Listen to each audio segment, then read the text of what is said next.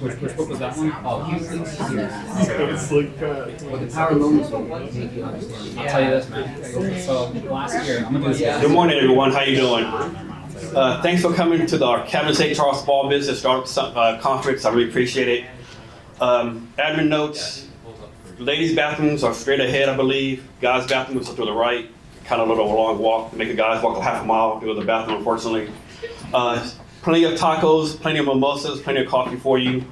So thanks for coming. My name is Jason Cavness. I'm the CEO and founder of CavnessHR. At CavnessHR, we do HR for companies supporting down a few people, but I'll do my pitch later on. Thanks for coming.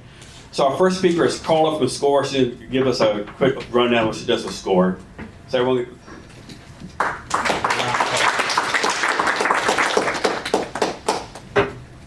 Thank you.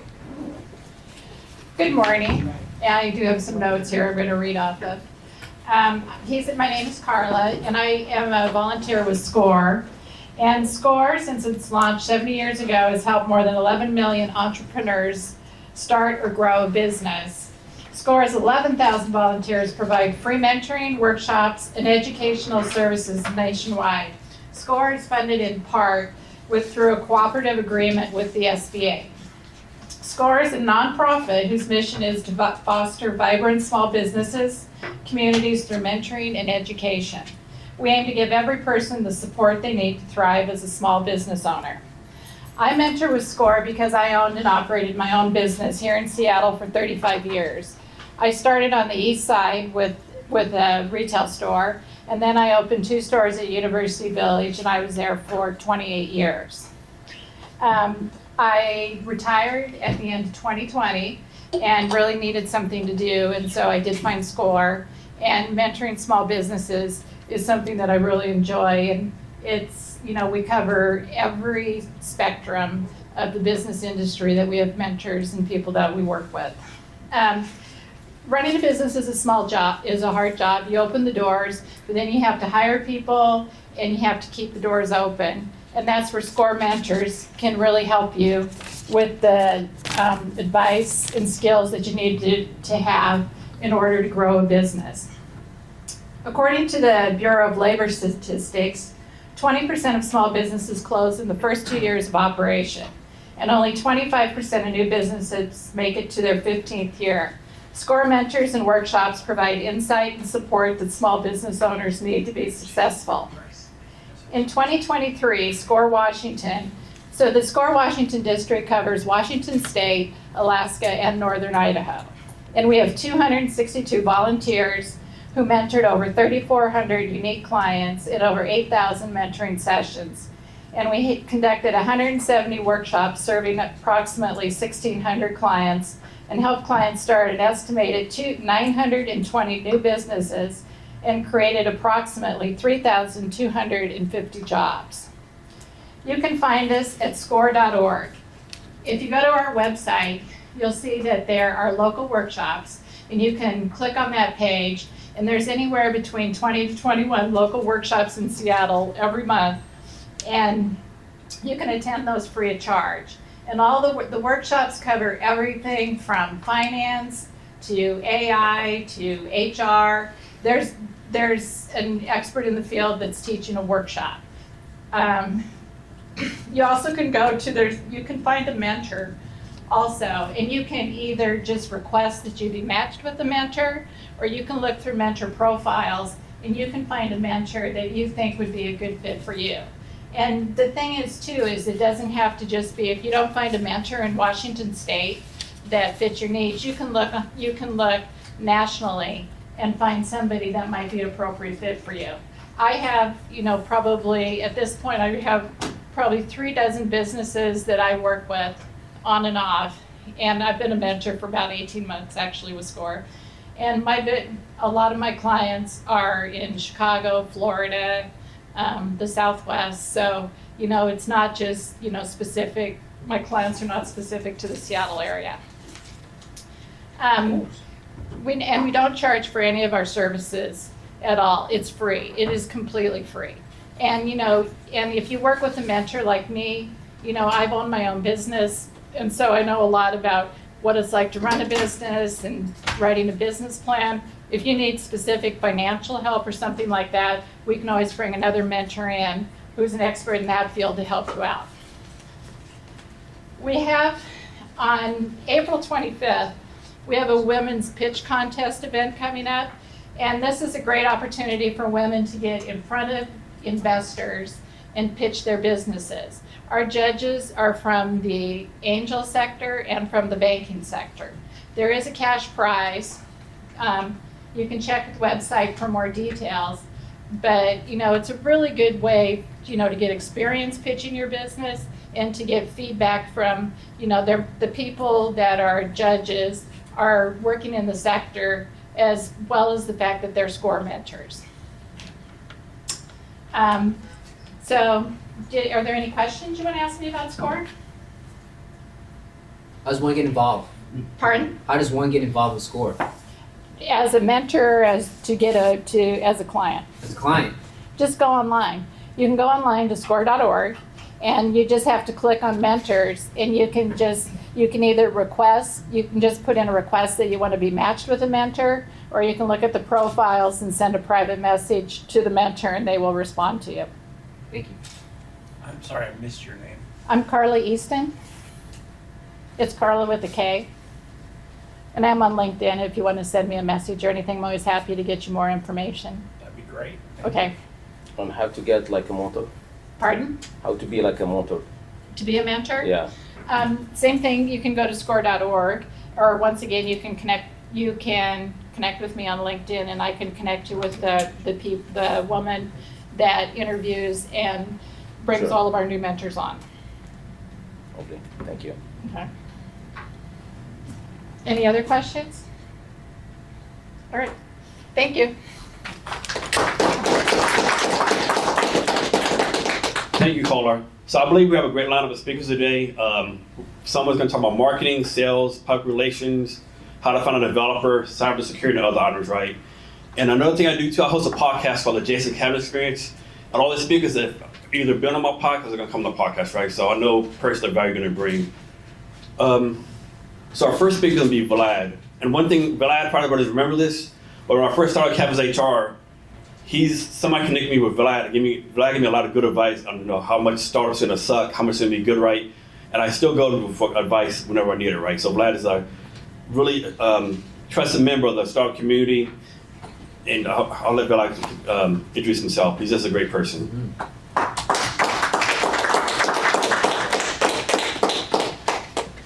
need a grand entrance, a long walk to the stage here. Is this you want me to grab the mic? Yeah. Oh, you want to, I'll be flexible. All right, here we go. All right, this is my presentation, small business and startup marketing with Logic Inbound. And that first slide was for you guys to lower your expectations. All the kind words Jason spoken about me. I would say a lot of success, right, is obviously hard work, luck, right? So yeah, lower your expectations for this presentation. So I'm here to, after Carla brought the value with SCORE, and I can attest to SCORE, by the way, great organization. They personally saved me tens of thousands of dollars on taxes. Who here likes taxes? Who here wants to save money? Like, they'll give you free mentors to help you with taxes. There's a bunch of great stuff there. For me, I'm here to bring the bar back down for you guys. So without further ado, let's get a poll on the room, right? Who's doing what? So I just want to know kind of the business level different people are at, so I can kind of tailor what I talk about. So the first question is who here runs a business that does maybe about 8 figures? That's 10 million plus a year. It's one guy. Great job, Kevin. Okay, next level. So who here basically runs a company that does about 7 figures plus? You, close? Okay, cool. Used to. Good job. Sold it. Cool. Who here is above the $500,000 mark in business? Like they are 1, 2, 3. Okay, cool. And then who here is maybe trying to get to the first $500,000 mark? Like that would be a success. Brag to all your friends. You're like, yeah, I knew I could. I told you so. Okay, cool. So that's what I figured. I figured we'd be closer to the 0 to let's say around $500,000 mark. So that's why I tailored this for today, and I can always edit it as we go. So let me go into a little bit about me and why you may or may not want to pay attention. So this is so my company, we started in 2016, Logic Inbound. And my whole goal here today is really just to give back and empower. There's no, knife that I'm selling at the end or anything like that, right? So feel free to come and use me as a resource in the Seattle community. It's given me a lot. And so I started a marketing agency in 2016. I thought my goal, guys, in 2017 was to do $1 million my first year. That was my goal. And what I ended up doing is I actually ended up being a bit of a bigger boy than I am now. I was about 240 pounds, and I was overweight, and success was, I went the opposite way, actually. I was very depressed, right? Then that was my first year in business, 2016, 2017. 2018, I ran a marathon and then 5 miles. Got the cover of Fortune 5 magazine, 30 under 30. That was just luck, by the way, right? I literally heard a guy say entrepreneur at a Starbucks, and I went and talked to that guy.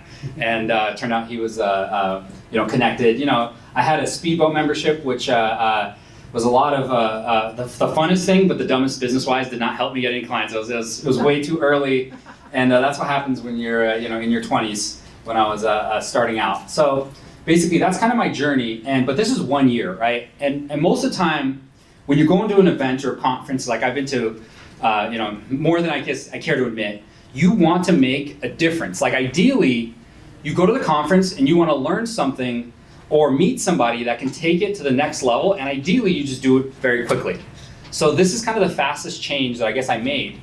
And we ended up actually kind of doubling in size this year. We went from like 250 to 500K that year. And the biggest difference here is mindset.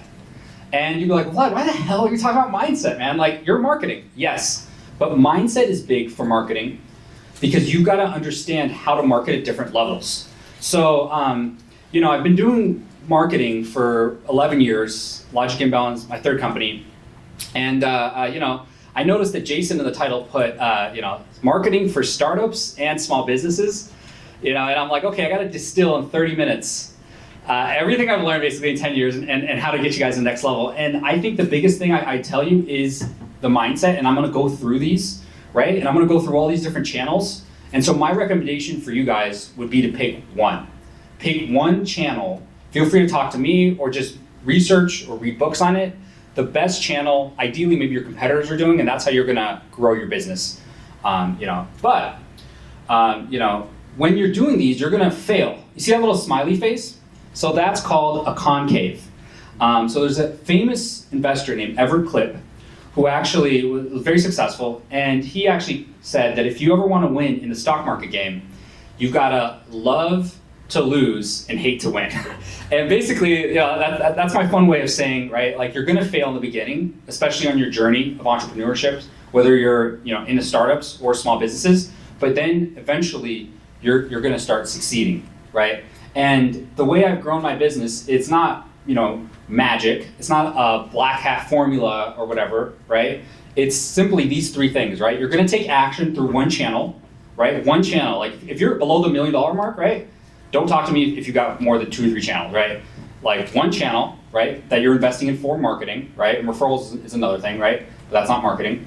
Then you get data from it, and then you get better results, and you rinse and repeat over time, and you'll see why a lot of businesses that don't really even hit 500K. So I'll tell you why here, right? But here's my background, right? I have a marketing agency. In 2022, we did about 1.6. In 2023. Our net profit actually went down. So you'd be like, Vlad, why did your net profit go down? Well, because my net profit so our revenue went down, but our net profit quadrupled that year, right? So this is my background and kind of the beginning level that I am at in business today. So these are kind of my credentials. So let's start the party here. So if you're getting to 6 figures, right? I was at a conference, and I'm going to be going to another one, and this guy told me, he said, Vlad, I'm one man in a van. So that's basically what you are. You could be one woman in a van, right?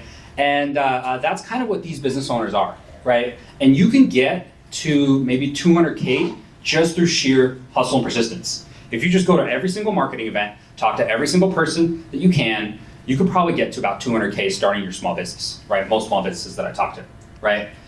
The biggest challenges these business owners have is metrics. That's why this clock is here. They don't know what metrics they should have, right? They're at this conference, you're at this event here, right? what's your goal? Is it to talk to 10 people, right? What's your goal for this month, right? How much money are you gonna make next month? They're the least organized, right? The one man in a van type of people, right? But at least these people, they're some of the most courageous, because most of the time, they just started their journey and they're just starting to get organized, right? So this is the biggest thing, and this is where they fail when it comes to marketing, because most of the time they're doing like 5 channels or 0 channels, and they don't keep track, right? Now, I've spoken to these people, right, that actually have the guts to start their own business, and they always ask me, Vlad, what's the most cost-effective way to get the best leads? I want clients. Yes, do you have a question? Yeah, just a quick question. How do you define channel? Channel, that's great. That's a great question. So, and I'll get to a little bit of questions at the end here, but basically a channel is any resource you can scale to get attention to your business. And the way I define marketing is building, this is actually a great question. The way I define marketing is building a community of the people you want so you can get their attention, right? So a channel is a method you can use, a channel you can use to get someone's attention, whether it's SEO, PPC, cold calling, cold email, direct mail, conferences, blogging. I mean, we can go on, but it's any resource you could use to get other people's attention, whether it's online or offline. So, but you might also be asking yourself, James, what's the most cost-effective way? What's the most cost-effective channel out there, right? And everybody knows this, right? You know what it is? You ask me a question, I'm asking you a question. What is it? Referrals. Yeah, exactly. It's the cheapest. The cheapest, best channel is referrals. Every business owner always wants more referrals, right? And if I could get you more referrals today, right, I think you'd like me a little bit more. So let's do that, right? The best way to get referrals, the first key here, is testimonials. So you need to ask yourself, how many testimonials do you guys have, right? If you don't have testimonials, you need to create a system to get more. Now let's do a fun little game, right? And I bet you guys might be able to guess who's going to do well and not well here. Who here has a system to get more testimonials for their business? 1, 2, 3, 4. And isn't it interesting, one of the most successful people in the room raise their hands, right? If you don't have a system to get more testimonials, you might be missing out on like the first key. You can't even work with me until you do that, right? That's a big key. So how do you get a system? Think about before the job, before you even start to meet your clients, what kind of experience do you want them to have? Most people miss that. The next thing is during the job, right? How are you going to make it a great experience to get more testimonials? I actually like to say before the job, hey, I'm a small business owner. I'm here to give you more 5-star reviews, right? And get 5-star reviews and do great business. So I tell them before, so I was like, let me know if I can do anything. During the job, same thing, right? You should have a checklist. And then after the job, now that you've asked them, right, before, you told them about yourself and you asked them maybe during, if there's anything you could do better, this should get you more 5-star reviews. You get more testimonials, you get more referrals. So that's the first way to get more referrals. And this costs you $0, right? $0, whether you're a hotel owner, right? You should think about this. It's free. It's just your team doing the systems and processes, right? And the more referrals you get, the better. So that means the more testimonials you get, the better. And these people you can all talk to later. And you can ask them, hey, how can I do better? Thanks so much for that 5-star review. What would you recommend for me, right? This will get you to the $500,000 mark. I'm not gonna say easily, but definitely doable for, I believe, anybody. The second way is referral partners, right? And so referral partners are what most people probably don't do well enough today. We might have let's say a business broker in the room today, right? And they're trying to get more business, right? They should create a list of all the different referral partners, and you should have a list of referral partners, whether you're a hotel, whether you're a IT company, right? Not everybody does everything, so referral partners are another way, right? And you can even use this in your career. If you're trying to get another job, right, you're probably not seeking referral partners, and you're just not being proactive enough about it, right? And so that's the second way to do it. So create a list of all the referral partners. So this is for most small business owners that, let's say, they run a pest control company, or they're a roofer or a carpet cleaner. You should be able to have, I would say, at least 2 from each of this list, right? Now it's gonna vary, obviously, whether you're in startups, right? Or in small business. Even startups get referrals, right? Except they go for, they go for the queen bee, right? They go for the bigger opportunities. So that's actually the next tip I was going to give you is don't go for just one referral from one testimonial. That's great, but also go after the queen bee versus the other bees, right? So there we go. Definitely, I'm glad I told you guys to lower your expectations of that one. So anyways, The next thing is you're going to use channels, right? And early on, if you're below $500,000, don't pay me, don't pay an agency, right? Use local service channels. There's Angie's, there's Thumbtack, there's Yelp. If you're a startup, right, you're going to have to maybe test out cold emails, etc., right? And then you've got to measure, right? And that's where I said you choose one, you master it, and then you get to the next level. And then once you do that and you get to the $500,000 mark, this is where you can get into SEO. And I can only give you like a really high version, right? But basically there's technical, content, link building. You need to master all three things for SEO. That's where maybe you'd reach out to somebody like me or another company, right? And to start, if you just want to do it yourself, right, because you're still not in that position, even if you're just like a solo broker or like an insurance agent or whatever, you can create content. More is better, right?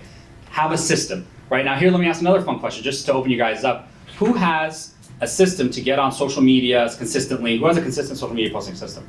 1, 2, 3, 4. Okay, got it. So there you go, right? So that's about half the room, right? The other half is missing out on that because you can consistently create content and then you got to look at that data. And then you can use the people who engage to get referrals, etc., referral partners.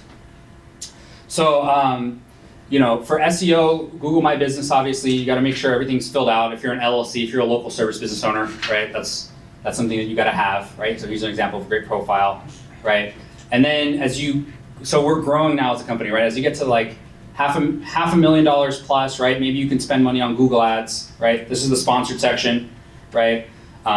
This has a lot to do with the right keywords. I would run a forecast before you actually run a campaign. A lot of people, they'll spend money to see if it works. I say don't, right? At least do an analysis first and then spend.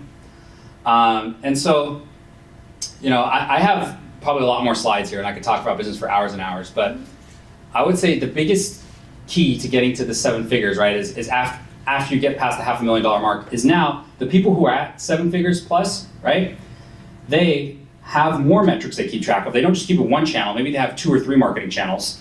And they've got a team. They've learned to hire out, right? And now, once you hit $1 million plus, right, now you're letting go of some of the things that you've mastered, right, or are adept at. You don't need to be great. This is what's going to get you, to growing past that mark in marketing, right? And then here's my last takeaway here, right? Now I have extra slides and whatnot that I could have reorganized, but I would say the biggest key also is small businesses will put up with the problems that big businesses don't. And I'll end it on this. I have other slides, but I'm just going to end on this note because I think this is what you guys need since we're at this level. So I talked to a guy. He was part of the Goldman Sachs program with me. And we did a role play about how to handle tough employees, tough customers. And for an hour, he told me, he was like, Vlad, I got a guy and he's having challenges at work. I said, what's the problem? He said, Vlad, my employee, he's a longtime friend. He comes in drunk every day.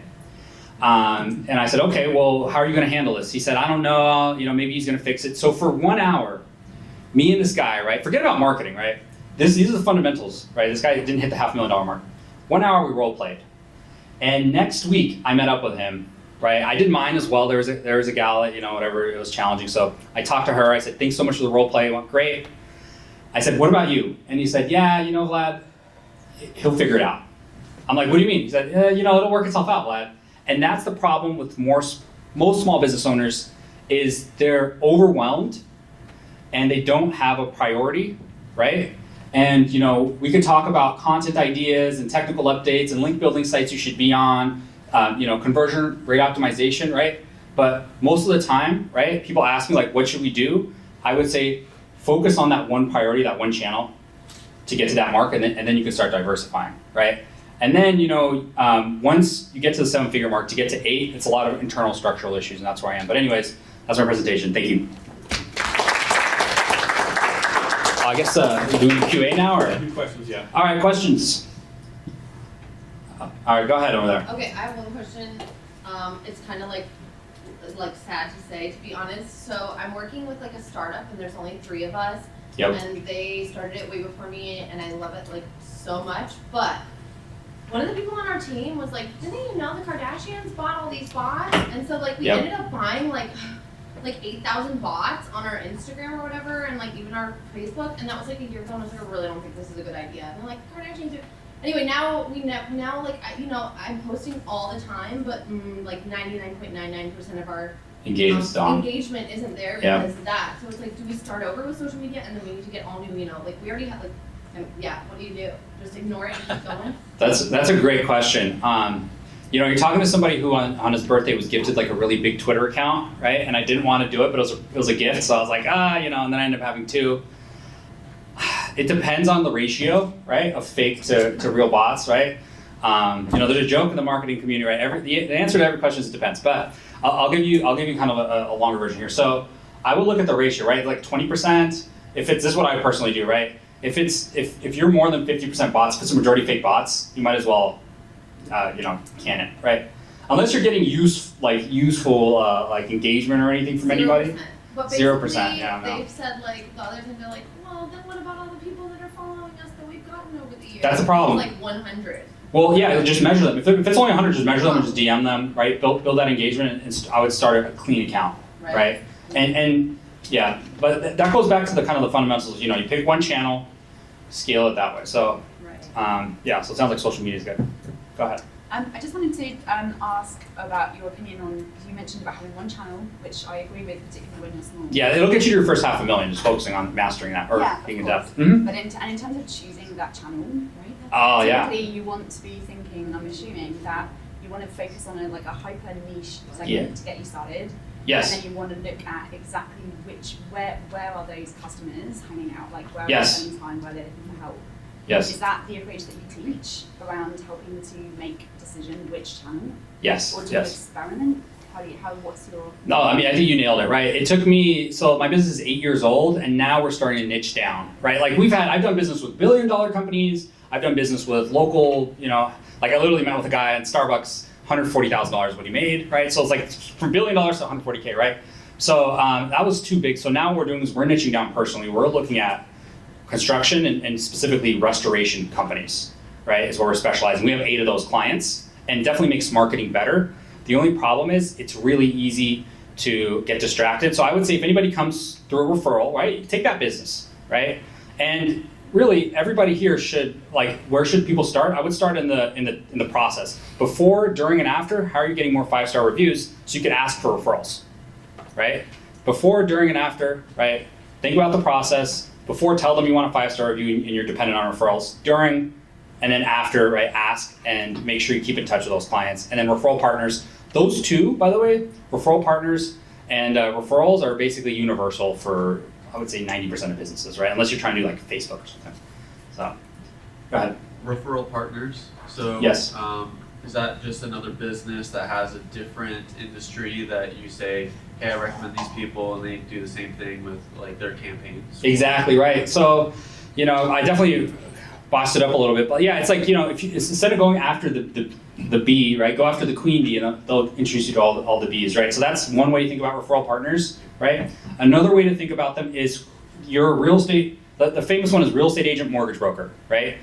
They refer each other a bunch of business, right? Or let's say you're a lawyer even, right? Maybe you do personal injury law, another person does family law only, right? So this is where you've got to map it out for yourself. And then over time, you will learn kind of who you enjoy the best with, doing business with. And you can, if you track it, right, which like I said, a lot of people don't track, you'll see. I have a question. One woman in a wagon over here. Love it. One woman in a wagon. I love that. I'm going to change that up and use that. Yeah. You talked about what metrics should you have. Where can you go to identify what are the basic metrics that I should start with and then grow from there? It's a phenomenal question. So basically, the real answer I want to give, I'll give that one, and then I'll give you probably the most easy to apply. The real answer is use Google Analytics for online traffic, right? If you're going to do online, right?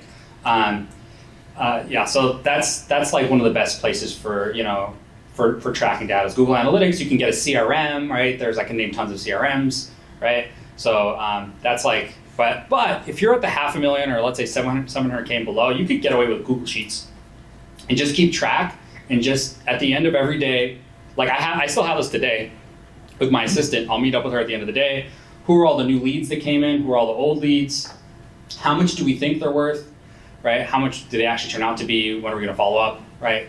So it's a it's a cheap answer, I feel like, but you know, the in-depth is I would use GA4 in a CRM, like that's more advanced. But if you're just starting, you can use Google Sheets and be consistent. And if you can't be consistent by yourself, it takes a team. I have a partner, right? I have a team of 10 people, so it takes a team. So you've been to a lot of networking events. One or two. One or two. What are some insights or some aha moments that you have as networking the room to? Oh, this is a great question. Everybody feels awkward. Nobody's as cool as they might like try to perceive, right? If somebody's like trying to be cool, they're probably kind of just like not confident, right? And they're kind of put on front because either they're going through something, right? So it's just put on a smile and just get to know people genuinely. That's really it. You know, that's the biggest thing. And then lastly, the magic happens after the event, right? During this event, you know, whatever, right? If you have the guts, you can come up, talk to me. I told Jason, I'm happy to give anybody 30 minutes of my time for free, right? We'll just tell my admin to kind of find a time for us. But after is when the magic happens, and you're not going to get referrals from people here in introductions until maybe you meet with them 3 or 4 times, right? So the first meeting, like I'm really just trying to, like me and Kevin are going to meet. I'm like, can I even trust this guy? Like, is he a bad person? Like, we're just feeling each other out, right? And then the 3rd, 4th, 5th time, like now me and you know each other, Jaime. Like, you know, I can introduce you to anybody. You just told me you were going to introduce me to somebody, you know, when we just met, because you're like, yeah, I know Vlad. He's a good guy. He's been around. So it'll take 5, 6 times to actually really start being a strategic partner. Sergey. You mentioned the construction and the restoration companies that you work with. Yes, sir. So how did you concentrate on those? Is it because of higher profit margin or what? They make nice profits. Yeah, not gonna lie. Choose those 2 industries. Yeah, some of these guys, you know, the restoration, I'm like, you guys have a nice business. No, so basically, What does your company do exactly for those industries? yeah, so we're a marketing agency, right? So we do Google Ads and SEO primarily, right? We've done email, we've done CRM. One of my clients asked me to fix their fax machine. I've had to do all these things because my clients ask me, right? Yeah, right? It's like, oh, $1 million company, can you do that? I'm like, yeah, I can, but that, you know, but we mainly focus on Google, that's our specialty, and giving people leads to their websites, right? But the ideal client for us is somebody doing at least, I would say about $500,000 plus that can spend like $5-6 grand a month, right? So restoration companies are really where I'm going, you know, what I'm going for. I'm going to go to a conference in April. How did I pick the niche? I think is the better question for you guys. Like, how do you find what you're good at? I like to say, try to find what you like. You don't have to love it, right? Like, do I love restoration with all my heart? Not when I was like 5th grader. I was not like, I want to be a restoration marketing agency. No, basically, like find what you like and find people you enjoy to speak with. That's the main thing for me. That's the main advice I give you. And then once you put your 10 years into that thing, now, right? I was just talking to Prakash over there. Me and him were sitting back, right? Like you put the time in, and now you can afford to take the stupid, crazy risks that you want, you know, and you can go be a ballerina or whatever. Any other questions? I think I don't want to. Oh God. Yeah, I have one question. So I currently mentor international startups. Congratulations! Awesome. Thank you. It's a pain. It's a blessing and a privilege because, you know, they're kind of arguing to me, we have traction in X country, right? Which I think is fantastic. But if an investor was to meet with him here, that would be like me saying, oh, I have property in the Philippines, right? But they're going to be like, okay, what does that mean to me in the U.S.? Yep. So one of the things that I've really been trying to emphasize with them is the importance of like the LinkedIn, right, and the website, but they just won't do that, unfortunately. So what would you recommend for me to kind of recommend to them that would be some easy steps that are low hanging fruit? Because every time I say post on LinkedIn, right, or at least obtain a website that's in English, they keep arguing to me that it's a bandwidth issue. Got it. So how do you, well, it might be a bandwidth issue. We don't know, right? And it might be okay to start small, right?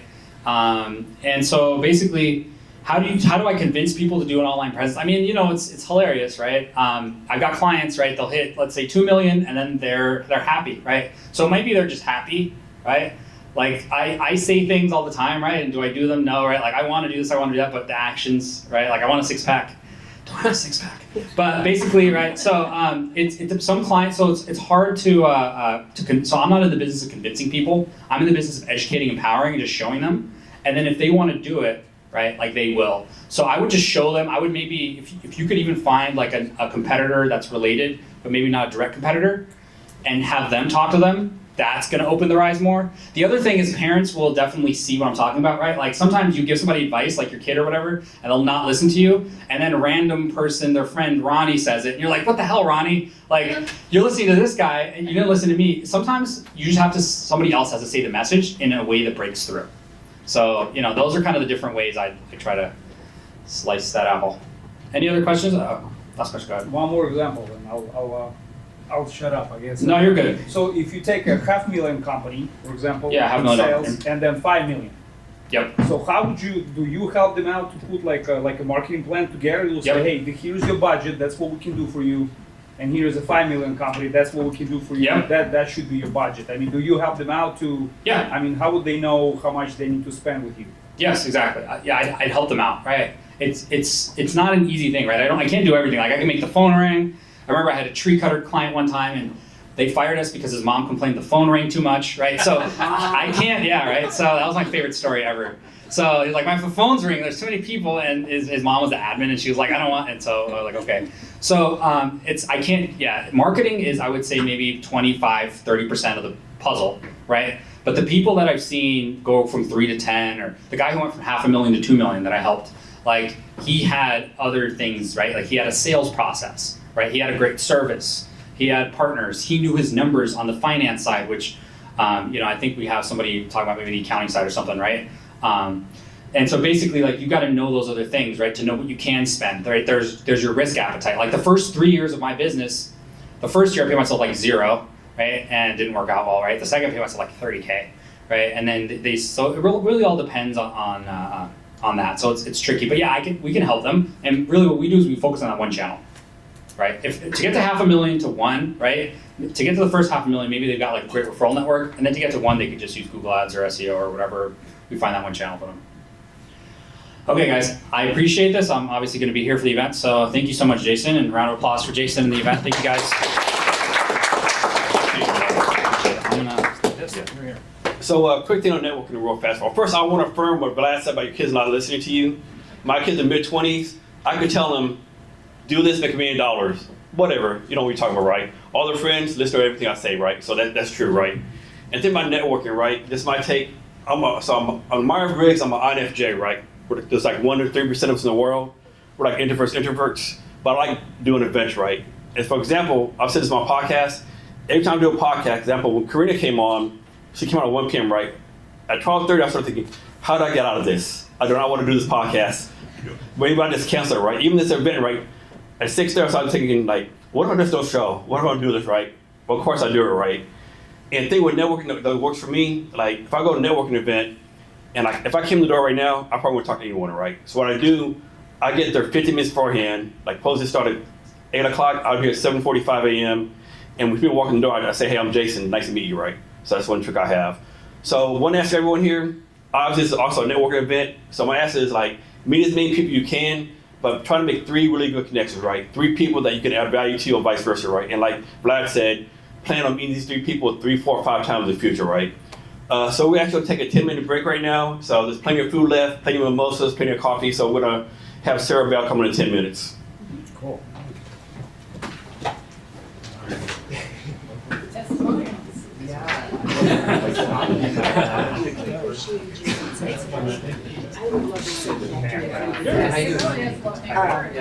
Some of my factors, right, is not only do I mentor startups, in and outside of the US, but sometimes, make me the listen to, you better than the listen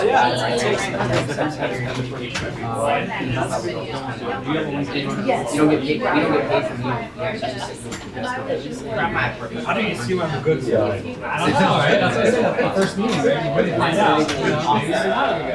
But that's really true. The first meeting 2 years ago, I said a dodgeball. Wow. I do a really nice move.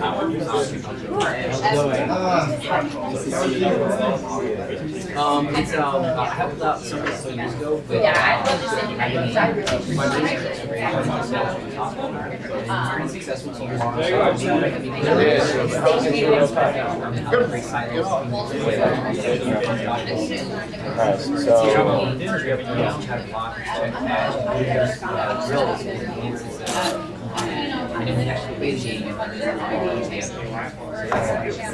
There is no. Yeah. But That's mango frog. That's coming. it's okay. The parts of the training I thought the first part they get what I'm doing now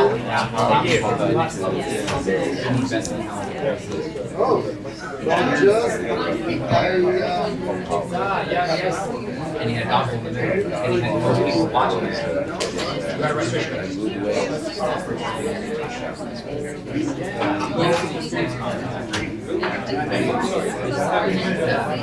if you have the right I don't care who you are, it might be funny to someone else, but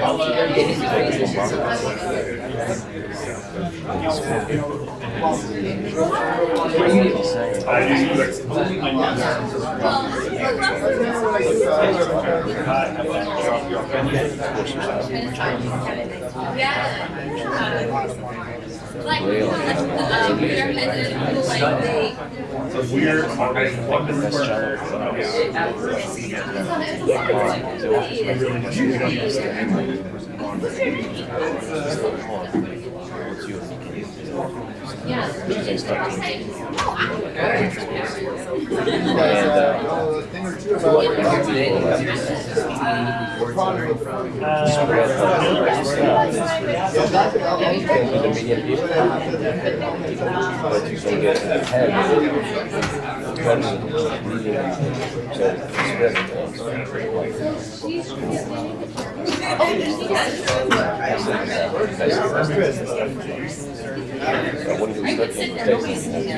it's just my level of stuff, which you don't mean I never talked about it. Me either.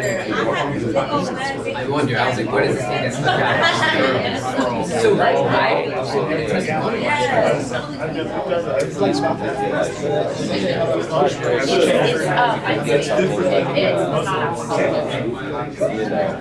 it's occasion to do it. It's a bad thing. Yeah, it's not when we have someone that's not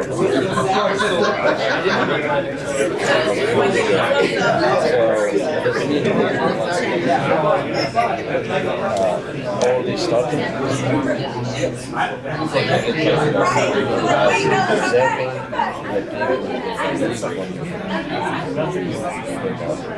that story like, you have $1 billion, but you are a bar, and then people make you have nothing. The people they join you when they have nothing. Is the people there that believe on you as a person. If you say like, that guy and a lady in a church because they have nothing, so that's what we are doing right now. We are just sitting to the people. Because when we start to get married, for example, you don't get to the guy. You say to God, you got it, I'm going to do this with you, or we're going to go with you. Then we say anything. It's going to be an hour, right? Which is that. It's actually in my current. So it's not a topic? Yeah, she's going. Yes, yeah. I was happy to attend that 9 we're on my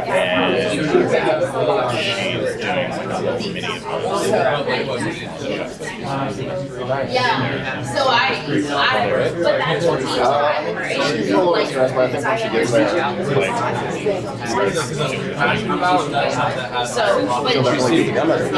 time. That's good. So that didn't happen. It's fun. It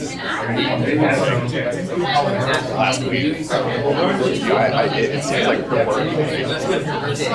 There's some days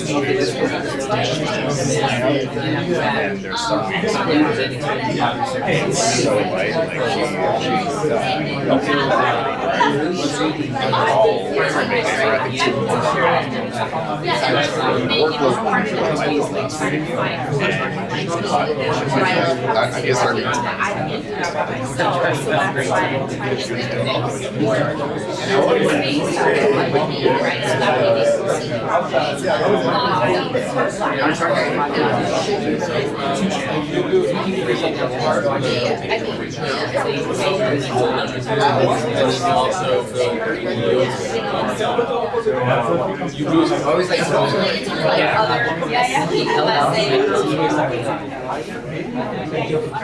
It's there. Dodgeball was a couple years ago. Dodgeball is my life. Yeah. I will always be part of it for the rest of my life. When I'm part of it now, it's all like For people that don't know that, I have to show they them. get the resources and they didn't enable it. Yeah. So really, what I really want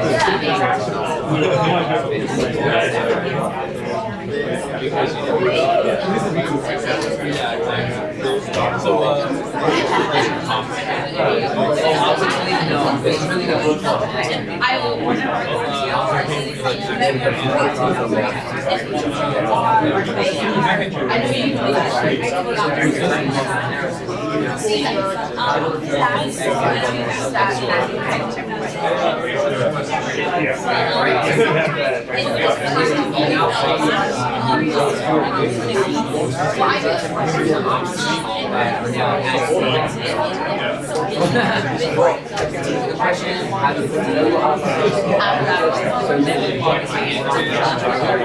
And everything's about 10 years ago, right? So I didn't have to use 5 hours later. I remember we just right? So I was in medical school, so like,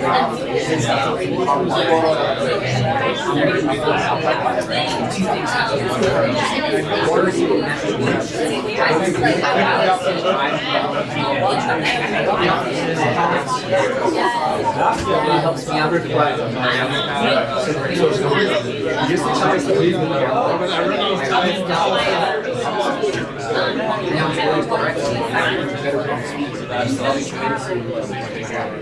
the other part that he starts laughing. He's like, what's video game and sports? And I like kind of chuckled a little bit at it, and I was like, damn, that was pretty dope, right? And I was kind of involved with video games and sports. So then later on, I explained when they moved down here 6 years ago,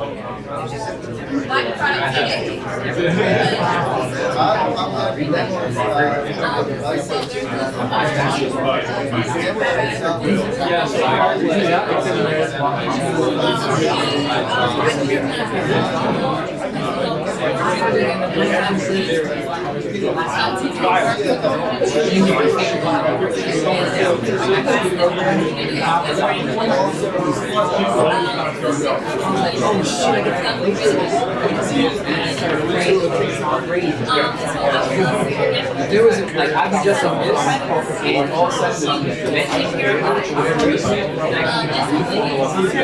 was talking about meetings like this, and I would prepare stuff.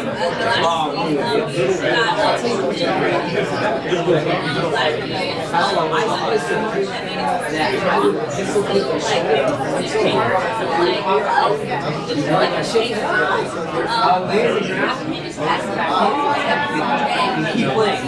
People thought I was check this out. I eventually did so much. Alright. Hello everyone. We're going to get started again, so you can make your back your seats, please.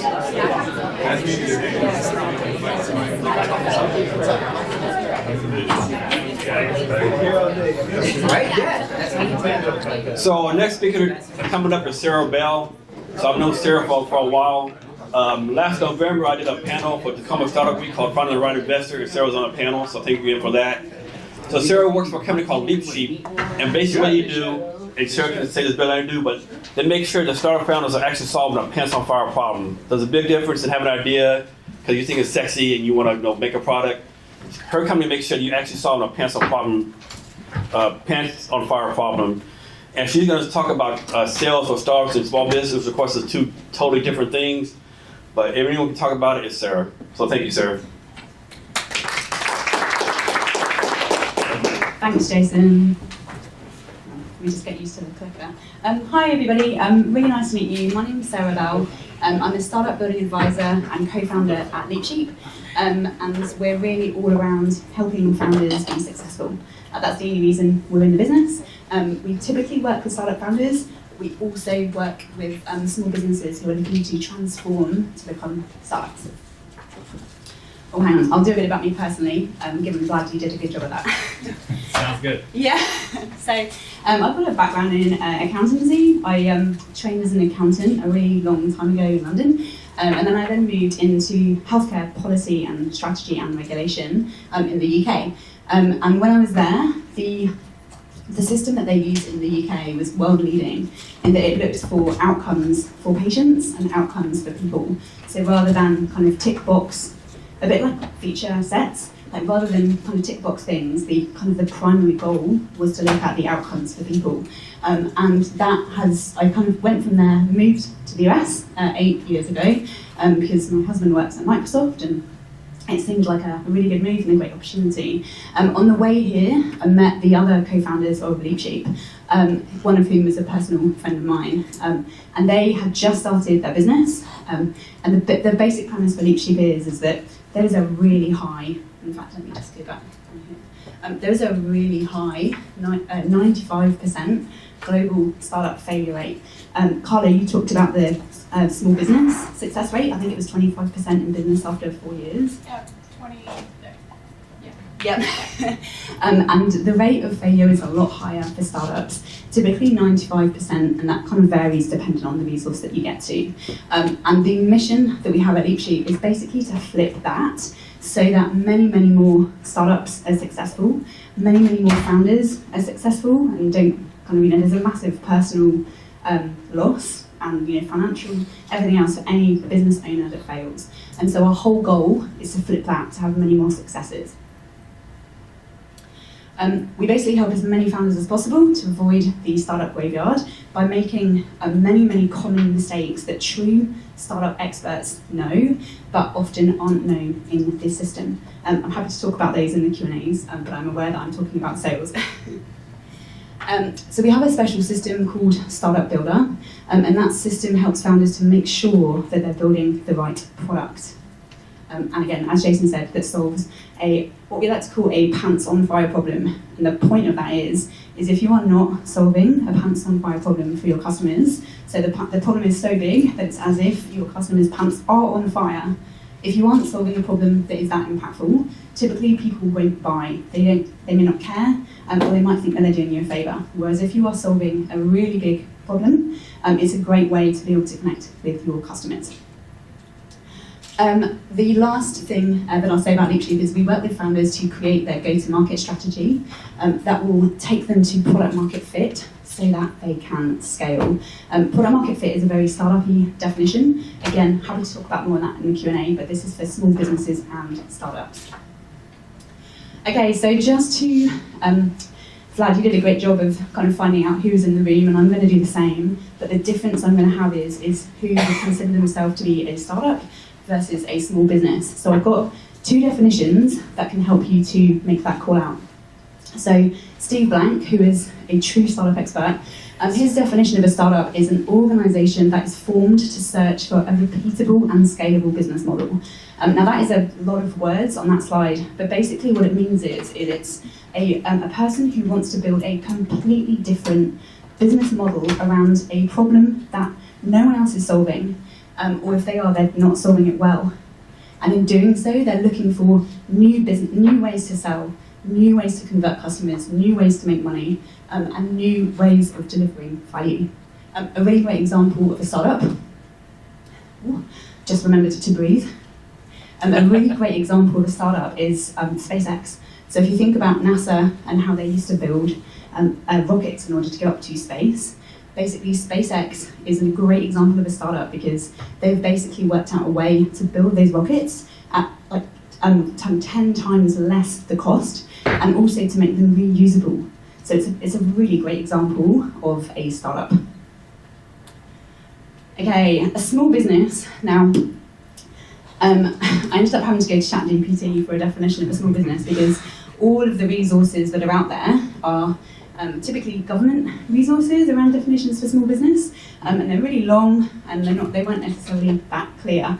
So it's a privately owned business which often serves local communities and may specialise in a particular product or service. But again, the core thing about a small business is typically your customers are known, you're selling something that is already available on the market, perhaps from competitors, and you can use kind of very similar buying and selling processes. So with those definitions in mind, if you would consider yourself to be a small business, could you just put your hands up? Okay, about half the room. If you are a startup founder and you are pre-revenue, so you haven't yet made any sales to customers, and you may or may not have a product, put your hands up. Okay, fabulous. And if you are a startup founder who has already got customers and paying customers, put your hands up.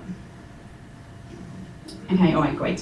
So there's a reasonably even split between everyone in the room. Okay, thank you. What I will do is, so similar to Vlad, I've got a few slides with a few core principles that are going to be relevant to whether you're a small business, a founder, both pre and then post revenue, and then I'll leave time for Q&A at the end for any specific questions. Okay, so if you're a small business owner, typically you know your customer segment, so exactly who your customer is.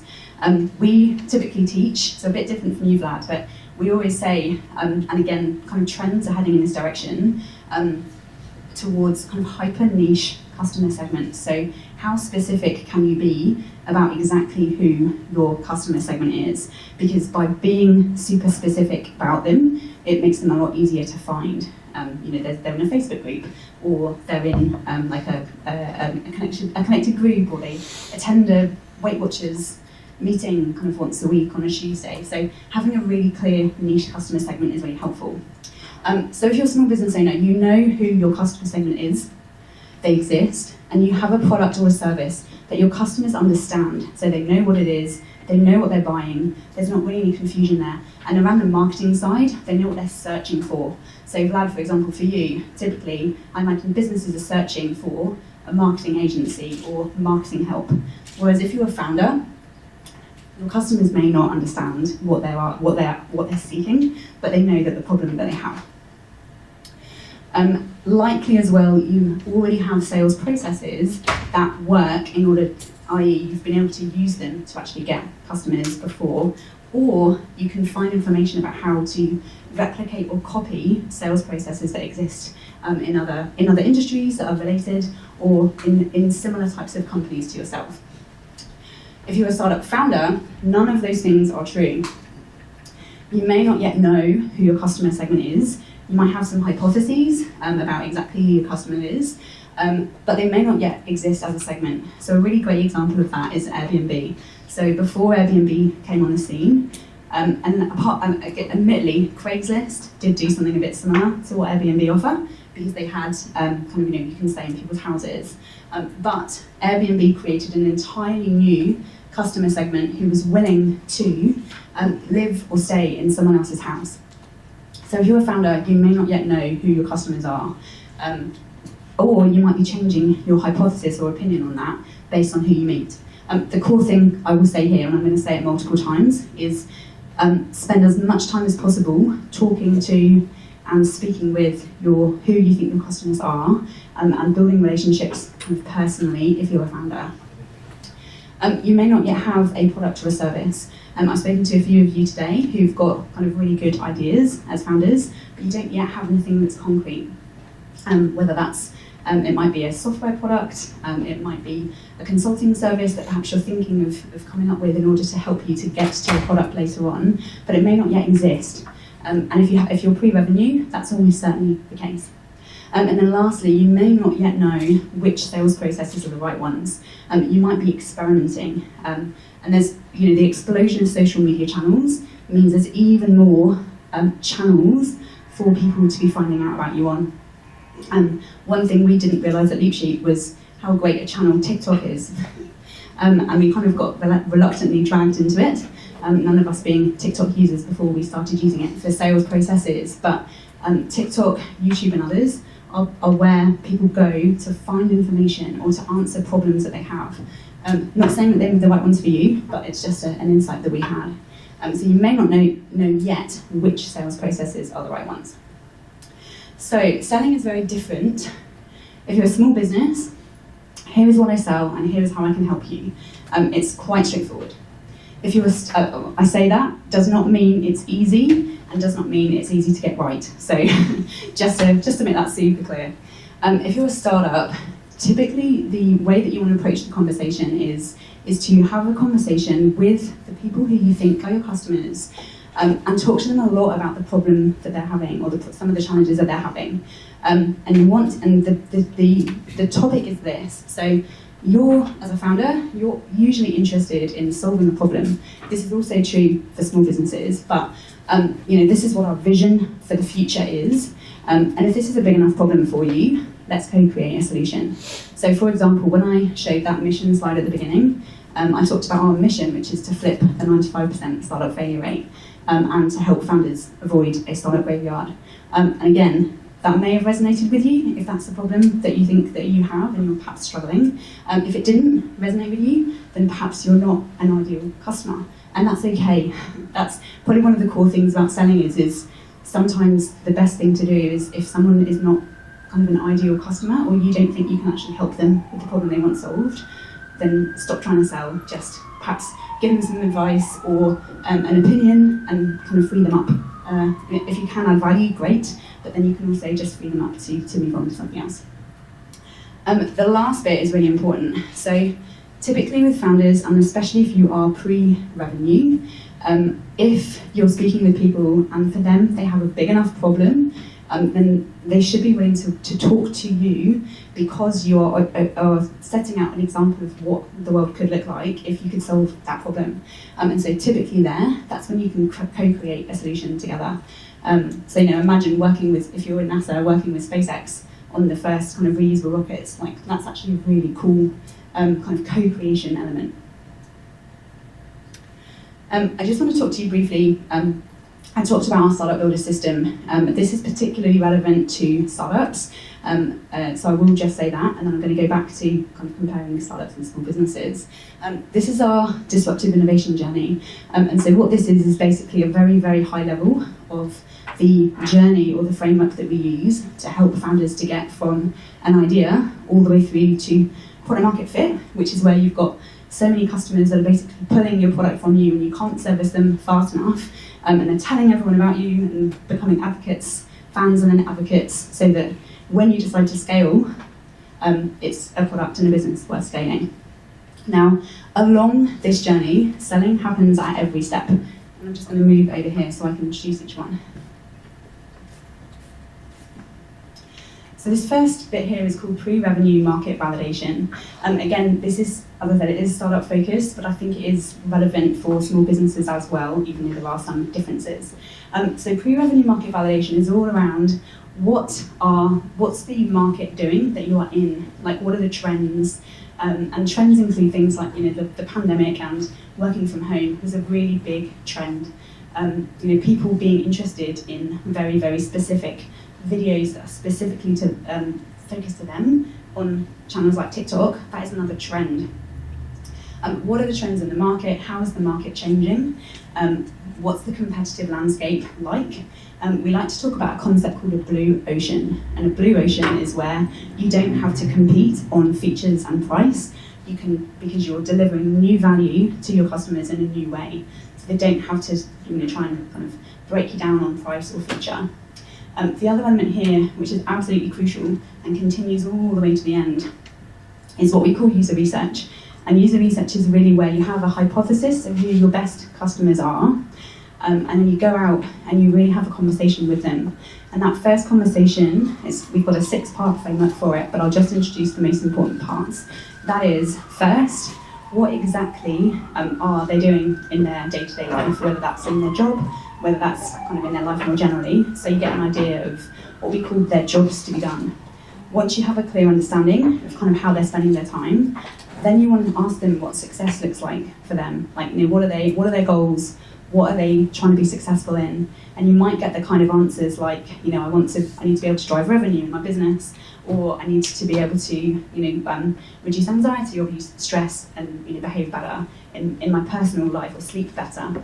And then the third part, which is absolutely crucial, and it's all linked to that pants on fire problem, is what's holding you back? Like, what's stopping you from being successful? Because that's when you're going to get the really clear ideas of, for your particular segment, your particular customer segment, exactly what are the problems and challenges that they are finding, and get them to tell it to you in their own words. And this changes, so this bit here is really all around, am I building something that's worth building before I waste a ton of time, effort, and money building something that nobody wants? And so that here is this pre-revenue market validation. And so the conversation that I just described, it doesn't sound like selling, because you are literally inquisitive and curious about the problems that your customers have. But what it does is it then helps you to come up with a concept or a solution or a product that you can then go back to those people and say, look, I've spoken to 20, 30 of people in your situation. These are the patterns of problems that I found. This is what everyone is driving to be successful. This is what I found about the challenges and problems. Do you agree? Does this resonate with you? And then, of course, it gives them an opportunity to engage and an opportunity to perhaps correct you or kind of really accept and engage with the problems. And that's when and again, behind the scenes, there's some work about kind of what your solution actually looks like. But then you can say, based on what you've told us about what you're trying to get done and the problems that you have, what do you think about this concept? Like, do you think it's going to help you to be successful in this way? Do you think it's going to help you to overcome problems and challenges in this way? And it's a really great way to find your first pilot customers, because then at the end you can say, I'm keen to run a pilot. I've been talking to a number of people. If you have done a ton of user research, I'd love to, would you be interested in piloting and paying to pilot with me? You get to co-create the solution. It's a really great opportunity. We've got a lot of interest because this is a pants on wire problem. Would you be interested? And it's a really great way to move from kind of pre-product into being able to make your first sales. And of course, you're going to learn so much when you're first delivering to your first customers about what they like, what they don't, the value that they got from you, whether you actually solved their problems, that you're going to be kind of iterating and changing and updating your product or your solution multiple times along here. And then this next stage, which is once you've started to create fans, you're getting those testimonials that Vlad talked about. People are telling other people about how great it is to work for you, with you rather. And then you can start to look at kind of the validation towards product market fit. And that validation is all around, are people repeatedly coming back and using you? Are they getting the value that you want? And particularly, are your metrics going in the right direction? So are you making more money than it's costing you to run the business? Like Twitter, for example, I'm pretty sure is still not making a profit. They've got a business model that doesn't have a great kind of profit making built in. YouTube was the same when it started. So those are two kind of bad examples of startups, because they're, YouTube obviously making money now, but Twitter still experimenting with its business model. So I'm not off topic, but it's an example of a business model that scaled before it had its metrics right here. And so selling on here happens at every stage. I just wanted to give an overview of the disruptive innovation journey so you can position sales along it. So, sales principles. What makes people buy? So typically, it's because you're solving a problem for them, and I've talked a lot about that. You might be removing a job to be done for them or enhancing one. So a really great example of this is Uber. So before Uber and Lyft and other ride-sharing apps came on the scene, typically there were a lot of jobs to be done in order to get from A to B using kind of private transport. You had to call up a taxi company, check if they had availability, give them your address, tell them where you're going, wait for 20 minutes whilst they sent somebody and maybe they went to the wrong address. And then you got into the car, got out at your destination, and then you had to find them to pay. And so Uber is a great example of removing jobs to be done. So you log in, they already know your address and your payment information. You just click where you're going, and a driver rocks up, And the only job to be done that Uber kept the same as a taxi is that bit where you're actually in the car driving. And so we want to think about, are you removing jobs to be done for your customers to free them up to focus on what they are good at or what their core business is? Or are you enhancing jobs to be done? And what that is all around is are your customers, do they want additional help and support in something that they're already doing that they're not very good at? For example, with marketing, people might already be doing marketing, but actually they may not be doing it quite right or getting the results that they're not getting the results that they want. And so by enhancing the jobs to be done that they're already doing, that's something that people are willing to pay for if it removes a problem and helps them to be successful. And then the last element around what makes people buy is trust. So do you have credibility? Do you have expertise? And do you have empathy with the problem? And trust is a really interesting one. Right now, I hope I'm coming across as a person with expertise who is credible. I certainly have empathy with the problem of founders. And it doesn't necessarily mean you don't have to be kind of on the hard sell. Like I always find it off-putting when people are giving me a hard sell because it makes me just anxious and like I don't want to buy from them. And so typically, if that happens, I'll just shut down the call straight away.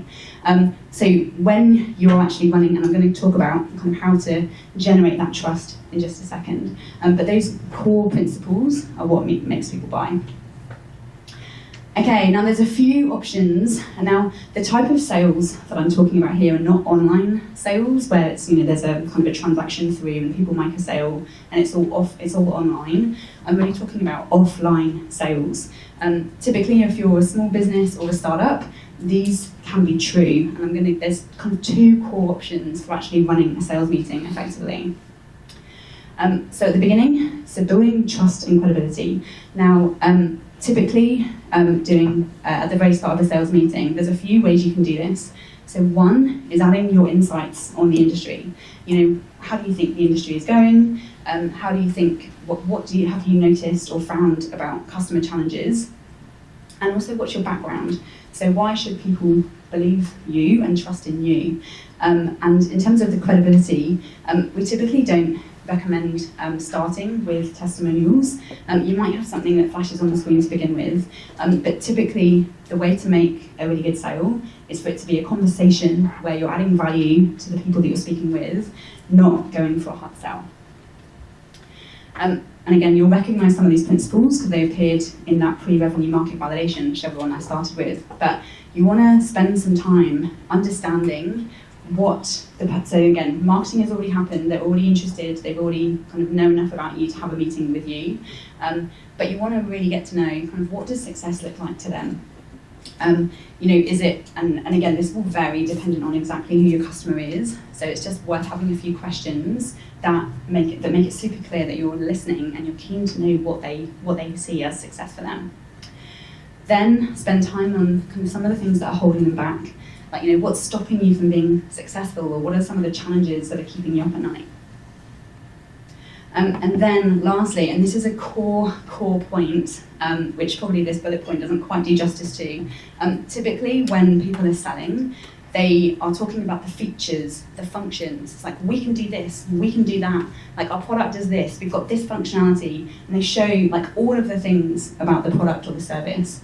Please don't do that, because if you do that, all you're doing is creating a load of noise in your customer, and then they're taking calories in their brain and they're going, so how would I use that? Like, how would that interact with my jobs to be done that I'm already doing?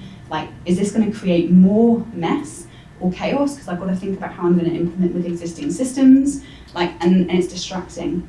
So by focusing on what success looks like for them and their challenges and issues, then when you talk about how you might be able to help them, you only need to think about how exactly can you use their own words to then input what your product or service does. So if they've told you that and I'm just going to use you as an example because you've just been speaking. Loving it.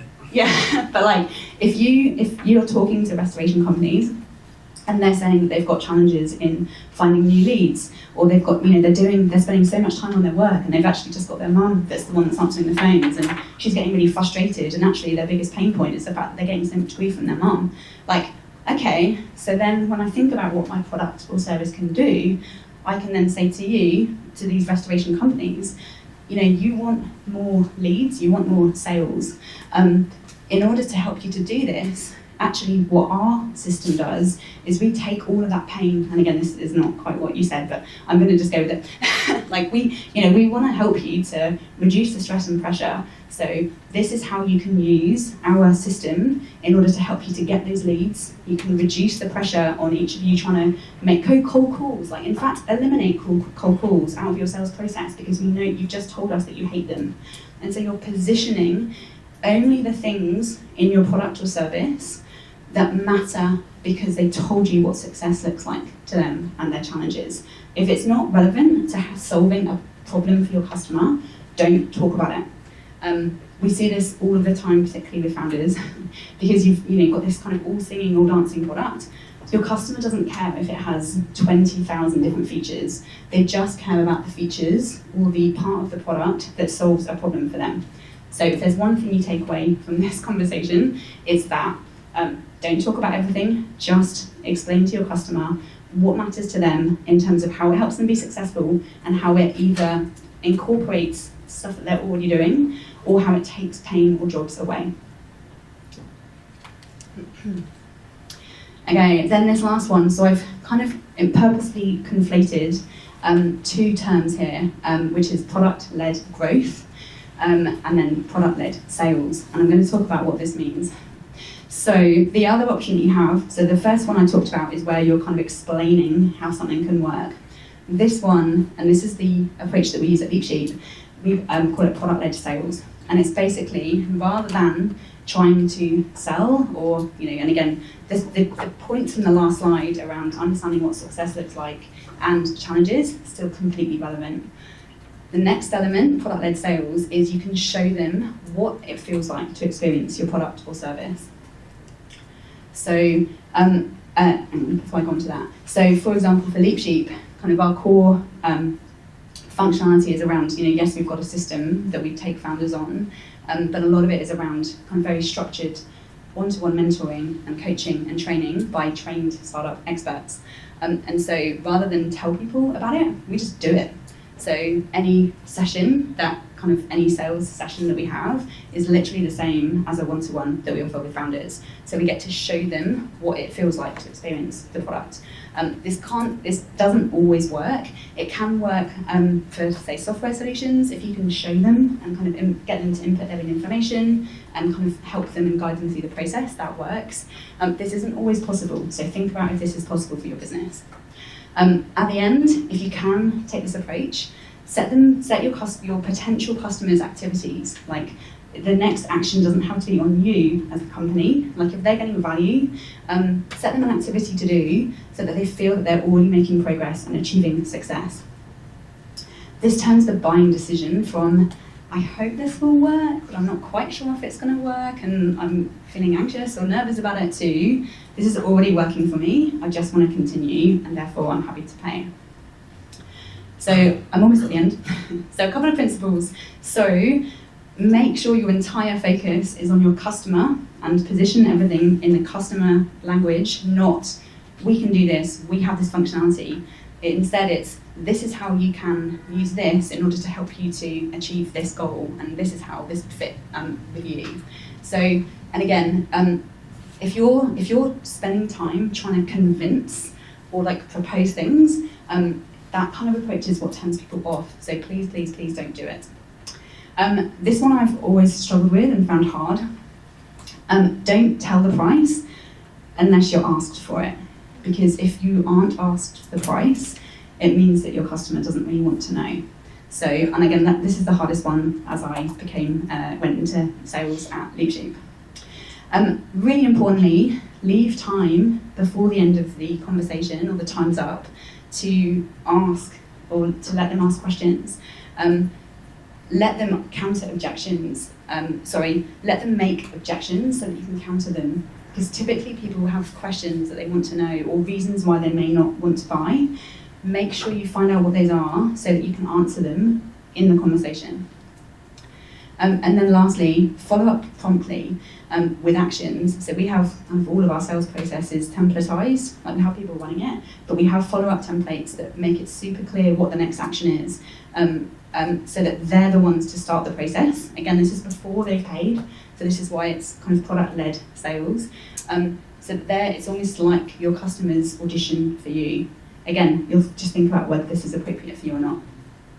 Okay, I'm going to open it up now for any questions. Sarah, I have a question. Yeah. So not sales, but more a leadership question. When should a startup founder pivot from being a startup founder to a small business owner?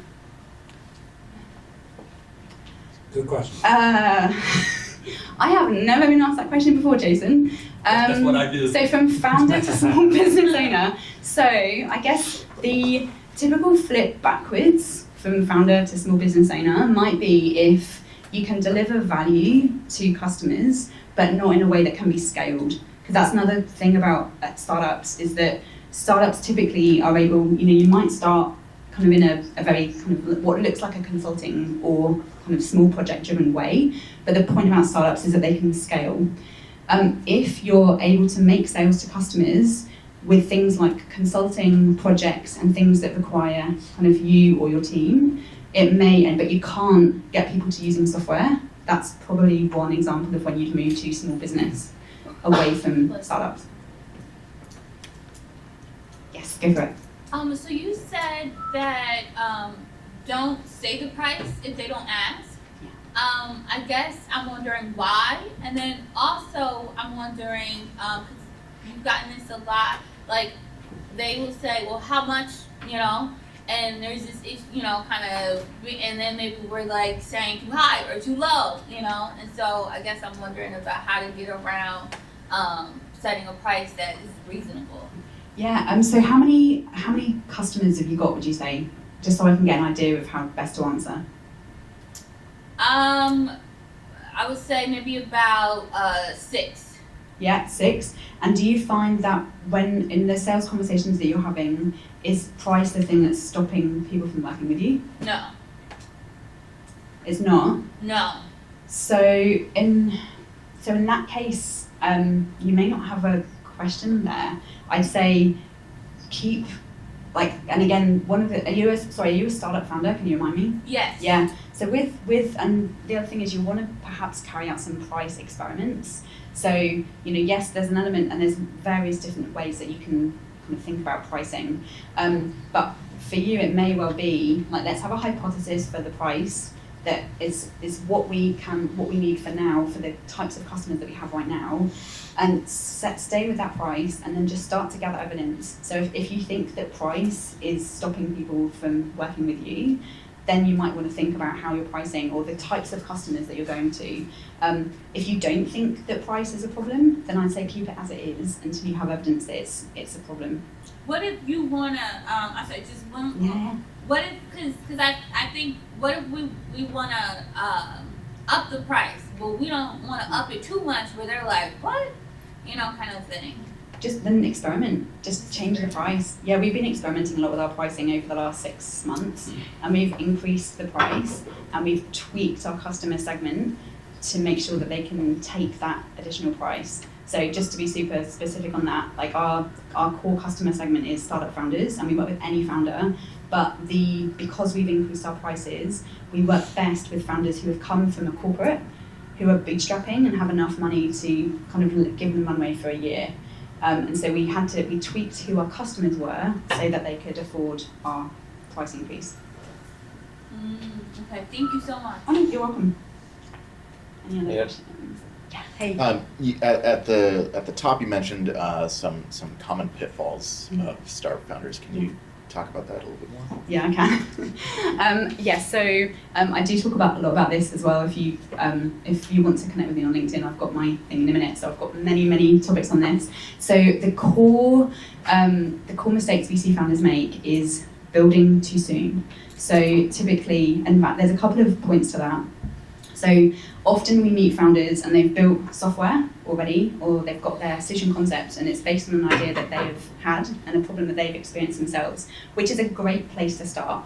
But typically they've hired a software developer, they've got the software developer to create a product, and often they haven't necessarily spoken to any people, any niche customers, so a very specific segment with a problem, to understand how that MVP or that solution could solve a problem. That is the number one problem that we come across, and it is the number one reason that startups fail. The other one that's linked to it is this concept of an MVP, or minimum viable product. So your first version of your product, like if you look at any global startup unicorn, like Airbnb, Amazon, Uber, like all of them, their solution did not look like it does now. So for Amazon, Jeff Bezos had a landing page with, like, you entered your book and you entered your address, and then he went out and he bought that book and he delivered it to your door to validate that people would pay to get a book delivered to them. That was his first MVP.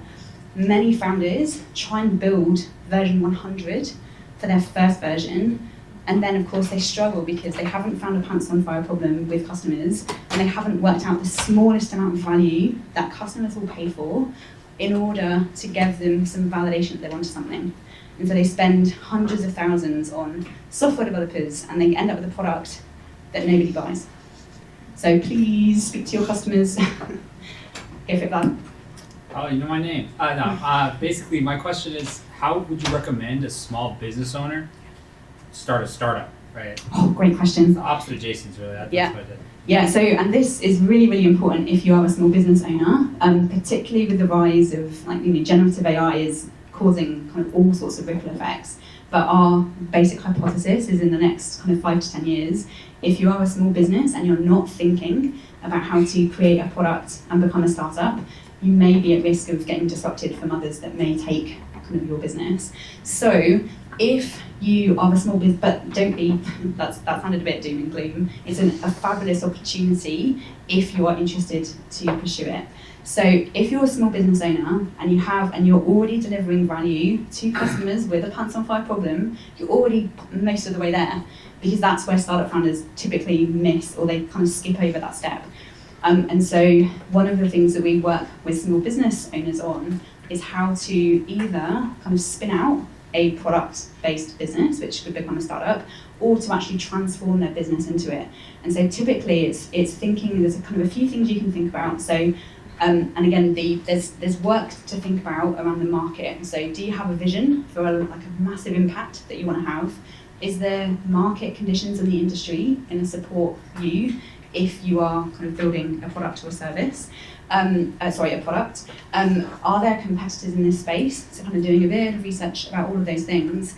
And then almost the easier part, actually, if you're already providing value and you already have customers, is thinking, right, what can I build here that is scalable? So for example, for Leapsheet, a lot of our training we have historically done through workshops, like in-person workshops. And we've separated out the training from the coaching. And so we've basically created scalable training packages that can be watched by anyone, anywhere in the world. So that element is scalable. So that kind of is our core product. And then the coaching element is the bit that's not scalable, that still needs humans at the moment. But it could be possible that in the future it would be AI driven. And so it's kind of thinking, do I want to do this? Because not everyone wants to become a startup founder. It's amazing and frustrating at the same time, and can lead to massive burnout. Think about, do you want to become a startup founder? And then kind of those steps are a really good way to help you to think about how you can move across to being a startup. Sarah? Yes. Just is it the startup business is the thinking model for people, or like a reality people they need, to go through? Because we have an idea, we move from our job, comfortable zone and so on and so forth. But the ecosystem around us, like the entire, Spear, STTR, blah, blah, blah, there is nothing startup. There is small businesses, grant and all the stuff. So you categorize yourself as a small business because the only way to get grant and stuff, but the idea of a startup to build that product, that MVP, that MVS, that's customers, absolutely where you're going. is it a thinking model, or is it reality? Like really, there is a difference, as you explained very well, by the way, which I go, to find some, grant as a startup, anyone else, even small businesses. You have to apply for that kind, bum. What you're calling out there is the fact that the ecosystem for small businesses and startups, and particularly the way that kind of government deliver grants, is not designed to support innovation. That's right. So all I would say to you is separate out the way that the grants and the current ecosystem is set up. Separate that out away from what it means to actually build a startup. Do what you have to do in order to get grants and meet those characteristics if you want to go after grants. We've actually chosen not to go after any grants because we found it so complex and cumbersome to apply, and the people that were making the assessments didn't understand startups. So we chose to bootstrap and generate revenue and avoid grants for that very reason. I hope that answered the question. 100%. Yeah. Oh, hey. Yes, you mentioned 95% graveyard rate founders. What would be your top 3 prevention steps to stay out of that 95%? Yeah, great question. So the first, I know I've repeated this several times. Your first stage is how many people can you speak with in your customer segment that can give you enough validation that there's a problem that's worth solving. Because if you don't do that step, you're likely to build a product that nobody wants, which is the number one cause. The other element is there's a lot of people who are mentors in the startup and small business space. For small businesses, mentors can be really great because typically there's, yes, small businesses are different from each other, but they typically there's like a playbook, like it's established as a playbook. In the startup space, you have a lot of people that claim to be startup experts who are not. They may have built one startup and they know one, and they may be really successful with that one startup. So for example, Mark Zuckerberg, not a startup expert. He's built one startup, he knows how to build one thing, and he only knows the approaches that worked for him. The true startup experts are people who have built multiple startups successfully or worked with multiple startups successfully so that they can see patterns and so that they have a framework to follow. Because then if you are getting expert startup advice, that is going to help you to avoid many of the traps that so many founders keep falling into. So that would be my second. And I showed you the disruptive innovation journey process, and we're doing more, and which is designed and built on best practice. So find, and again, the reason why we created LeapSheep was to remove the noise from what it means to be a startup founder, because there's so many resources, so many books, and none of them connect. And so that's why we've built LeapSheep, is to build that system and build that framework that founders can follow. You don't have to work with LeapSheep, but make sure that you are only looking for information and guidance from true startup experts. Typically Steve Blank, the Startup Owner's Manual, it's a long read, but that's probably the best process. What we've done is basically stitch together all of the experts into a logical journey. That's kind of what we do with LeapSheep. So just to summarise, talk to your customers, talk to as many of them as you can so that you can identify that there's a problem that people are willing to pay to solve. Only get advice from true startup experts, otherwise you're going to spend a ton of wasted effort on the wrong things at the wrong time.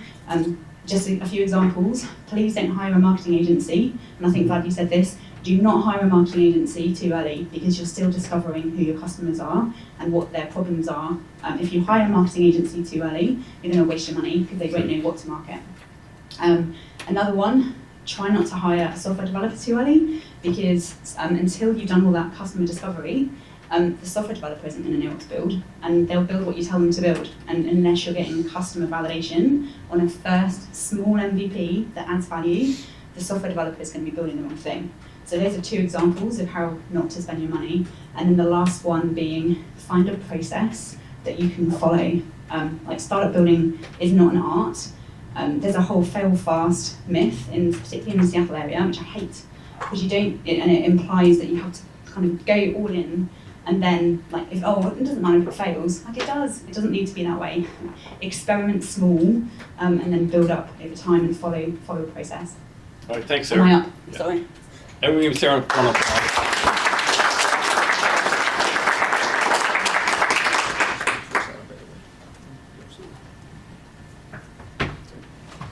So there's no working clock. So just to call out for other speakers, it's hard to keep track of time because it says it's 10 to 8. You did good. You did good. You did good. I think that one's working perfectly. I hope you want to go after 8 today. Yeah. So Yeah, sorry, before I give it over to Kevin, so each of you came here for a purpose, right? Each one of you want to get something out of this conference, right? Only you know what it is, right? I'll just ask, if during this conference you're not getting what you came here for, come get it with me so we can figure out how we can get you what you want out of this conference, okay? So next speaker is Kevin. He's going to speak on cybersecurity. And Kevin is just generally a nice guy, one of my favorite people. Like, Kevin is definitely a guy you need to reach out to and connect with. He's just a great guy. Does it work? Yeah, thanks so much. And keep that, I'll need you for a second. Because I sent an email. Well, that's wrong. Click on it. I sent you an email. And I think you saw it on LinkedIn probably. Yes. If that would be in your inbox today, how would you feel about it? I mean, if you can't see it because I made it far too small, it's basically a customer calling in, I want your... First of all, who is this Crane person? How do you know me? It's a made-up Gmail address, which was free. Same, by the way, for the Jason Canvas one. Even makes it worse. So, would you click on it? No. No. No. No. Thanks, but No. I think you're saying that because I'm talking today about that is part of cybersecurity. it, you know, peer pressure, peer pressure. Thanks so much, Give me my Jason. Social Security up there. Yeah, the email sounds too good to be true. That's one of the things you don't think about it when you run a small business. I've been in cybersecurity for 13 years, including 4 years on corporate boards. But I've also 10 years of that spent building a small business. And I can tell you, going in, getting cold calls in, getting a lead in, that's hard. Getting someone in who comes with, hey, I want you. I'm a cybersecurity guy, I would click on that attachment. And that has nothing to do with the fact that Google puts it in my inbox. Google scanned it, and given that I control both email addresses, I know there's ransomware in there. It's simply the emotion of getting the validation, of getting the excitement that comes with it. And now, Jason said, peer pressure. That's the statistics from Egress, one of the world's biggest email providers for US businesses. And actually, I've talked about sales. Here's the sales funnel for cybersecurity incidents. We got to 94% of the customers. Actually, it says 94% of companies detected an attack. There's a good chance we got to 100%.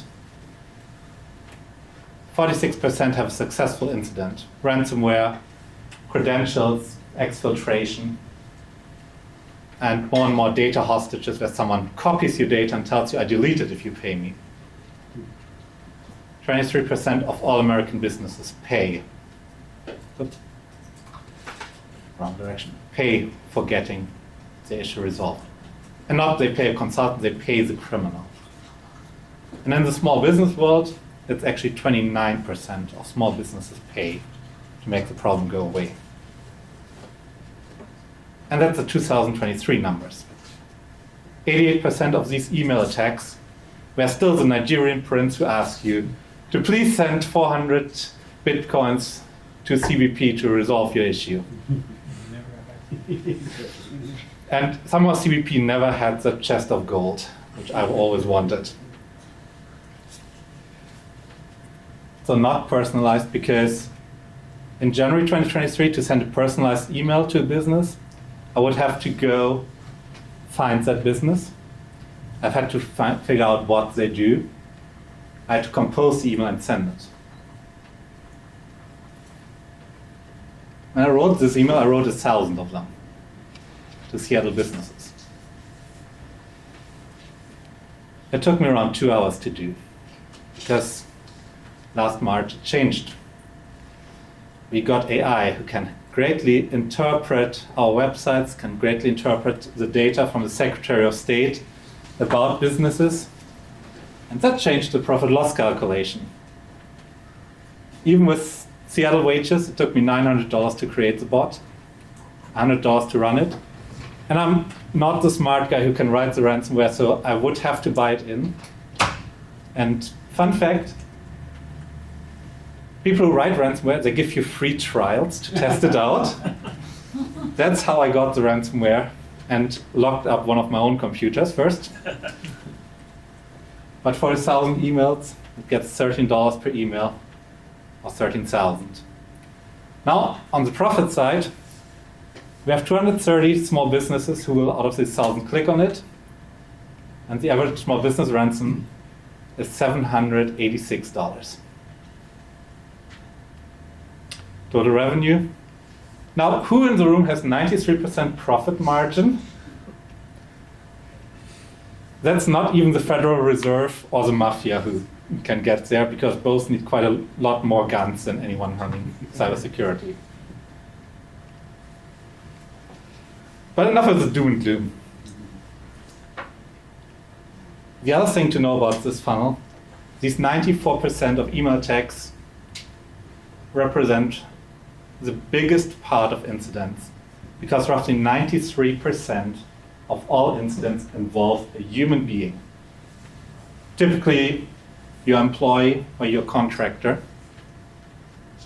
which means to get rid of it, to get people to acknowledge this is too good to be true, you really should talk to... Wait a minute, we have to wait for Jason to get him back up here, I guess. I think he knew I was calling on, because no tech solution is gonna protect you from these things. As business funnel, we're happy about this email. And that's us who have to think about every part of the business. Our sales guys, they only say sales. They're not going to think, oh wait, there could be something in the cybersecurity with the IT guys. Same as my IT guys, they think about the sales guys, some kind of administration. Because we all have our own little view of the world. So the first thing we have to do is get our HR handbooks in place. Set the expectations. Make sure our expectations, our punishments, our trainings are shame-free. Because the one thing which is great for cyber criminals is if you feel ashamed after an incident. In fact, it's so great that one of our customers who we worked with, the assistant to the CTO resetted the password for the CTO. She got an email, oh, I'm nearly landing, I can't access the presentation, I need to get in there. Can you resend me a new password? She sent a new password, and they started copying the intellectual property. Now, small business in defense, they had really valuable stuff there, but they also thankfully had Comcast as their internet provider. So roughly a terabyte later, the internet went out. Saved by Comcast. What the criminals did afterwards was send her a thank you note. And if you've ever gotten a thank you note from a criminal, you will know it. How ashamed you feel to have fallen for that. But the moment she started it, the moment she got the first email, she didn't feel ashamed. She felt elated. Her boss was going with her, was trusting her. That's why she went along. But now she associates the whole incident with shame. And suddenly, the next time someone sends her an email which makes her elated, she's not associating this with shame. She's not associating it with cybersecurity. And so you have to get the shame out before anyone can build the right associations there. And our favorite way of shaming people in IT is, of course, that nice little test email was, please update your personal file, and then a day later from your CTO comes, detention! And anyone who watched The Simpsons knows Bart Simpson goes to detention, like, and Lisa goes like, and none of them really learns of anything about it. But there are better ways. Of course, once we have this shame out, we can gamify it. And anyone who hasn't seen the effects of gamification, think back around the last couple of years about all the people who had their phone in front of them and suddenly realized there was a tree there.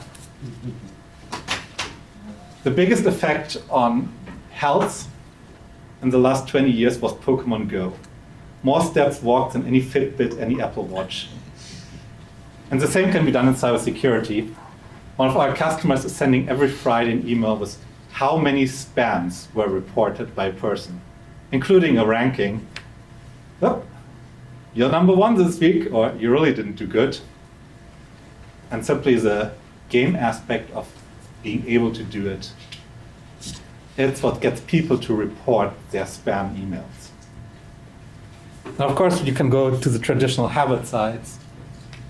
And if you want an open source one, Habitica is a great alternative. You can see already the nice animals to collect, the nice prizes to win, which you put in yourself. And it's not just for cybersecurity. You can get your social media scheduling done to make sure you keep the meetings. Your 20 sales calls a day or cold calls a day, you can track. And everything works because you suddenly don't fear it anymore because it's a game. Now, of course, it's not just the habits and this HR aspect which you need to work on. There are a lot more aspects which play into our human psychology. Simplification is one of the big ones. When you came into the building, you might have noticed fire doors, which either close automatically or have to be closed at all times. Passwords are similar. They should prevent something, a problem from spreading, a problem from getting out of hand. Now, if anyone has gone already to the bathroom, which bathroom stall has a fire door? None of that, because if every door in this building was a fire door, which one would be the one which would be propped open? That would be the actual fire doors, because they're in the way of most people. The same with password. If you tell someone to enter their password 6, 7 times because you didn't bother to integrate it, you didn't bother to make it simple for them, that 6-letter minimum will become the 6-letter maximum, because we really don't want to enter more than password whenever we see it. So integration and ease of usage can go a long way of convincing people to actually act secure. Because suddenly security versus convenience gets a different relation. Whereas, ugh. And if you want to see the statistics on it, in 2021, a third of American office workers said they would rather do a low-value task than enter a password. Now, 2021 was still the time where people could get jobs where they didn't know what to do, but I would imagine if you ask this question today, it wouldn't go much different. The other thing about simplifying is it also makes the administrative process easier. The typical frontline employee, your cashier at the point of sales, interacts with 7 applications on average. Your office worker with 70. And we all know how it comes. You get a new person, you tell the IT guy, please create the accounts, and 15 work, 1 is wrong, and 1 was forgotten. Now the great thing is, new employees complain. They tell you it doesn't work. Employees who leave, they don't tell you it still works. So the 15 applications that get deleted aren't a problem. The one where the wrong one gets deleted might still be a problem because someone else can't work.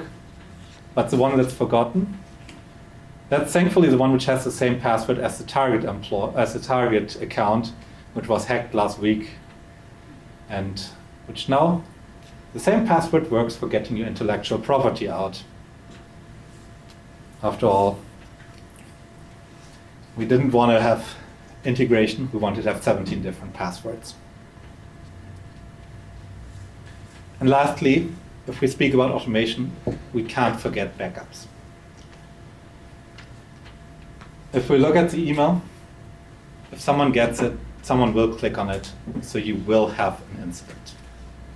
It's just this way of life, and if we remember Stuxnet getting out of hand, that went into a secure Iranian nuclear facility with no internet access, not even telephone access to the outside world. The CIA got it in by telling an Iranian scientist, we release pictures of your infidelity to your wife and to your boss. And he happily took it in. How it got out in the wide world, someone wanted to share an interesting video with their coworkers. A secure nuclear facility of someone who really knows that their adversary don't want them to get nukes, and still the virus didn't just get in, it got out as well. So we can't prevent it, we have to build resilience, using backups, getting data automatically from your PC, your Mac, your employee's Mac to a server, and from a server to a backup, from a backup, at least for some of the stuff, to the archives, because after 10 years, the IRS might realize they really want to audit you for that year. That's something which has to be automated and which has to be integrated. And for small businesses, things like OneDrive for Business or Google Store work. If you want something which is on your side, the alternative like Nextcloud and OwnCloud do the same. And to automate it and to can detect if suddenly someone changes 500 files because they got a ransomware. And that way you turn an incident like MGM, which takes days to resolve, or I think even weeks to resolve, into something where someone has to install your system new and gets all the data back from the server. We have to remember our data is valuable. So our employees, so our contacts, our customers, and most small business owners know, actually our employees and our contacts are still more valuable than all the intellectual property we have. But thanks to AI, none of us is too small anymore to be attacked. So the only thing we can do is we can reduce the impact, can make sure the human factor gets reduced, and we can make sure that we're resilient to attacks. All the talk about AI and cybersecurity won't save us because we are simply too smart of finding workarounds. What AI will do is they'll make us all a target and make it easier for anyone to work with it, as it makes it easier for me to send social media posts about it. Because a year ago, I couldn't have written 1,000 of these emails, at least not without finding someone to outsource it to. Our world has changed. Today I can do it in 2 hours. And so we have to build our resilience. We have to understand that no matter what we do, we have to take care of our businesses and our employees. Because even if you replace your whole IT, I haven't yet found a website where you can buy your next employee with 2-hour delivery. Thank you.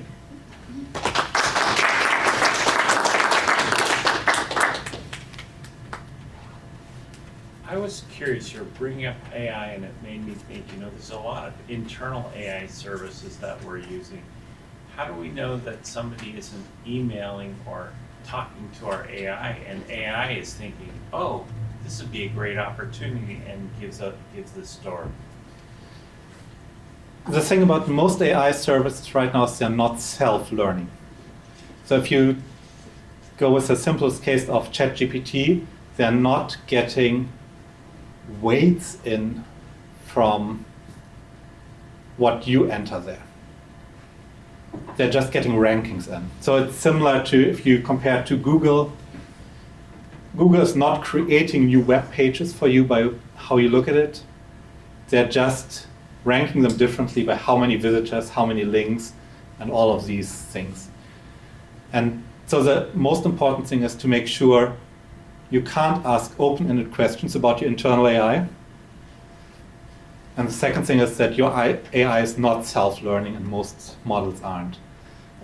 If you build AI for HR and allow your interface to put Nazi propaganda in, at some point it will spill out because, like websites getting more important, these answers will get more and more important.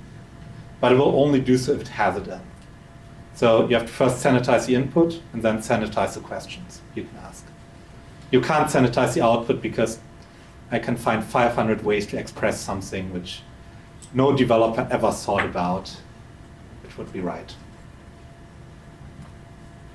So, like, one of the easiest ways to hack into AD, Active Directory, is with a service account and a known password that they always use on the service accounts. I would think that you could set that if you had an AI tool that was taking information to try an internal tool using like a Microsoft module AI, that would be, I have never thought about it, but that seems like it would be a way to attack, breach a system is by talking to the AI directly as another AI. Yes, so AI conversations, it's famously known as the Turing test. In AI, you find out whether you talk to an AI or not. But two AIs talk to itself, and determining whether they're talking to a human being and whether they're talking nonsense or valid is the next step of it. And that's an easy way. But if you talk about service accounts and attacks, it's much easier to go after the human factor again. I mentioned the target data breach.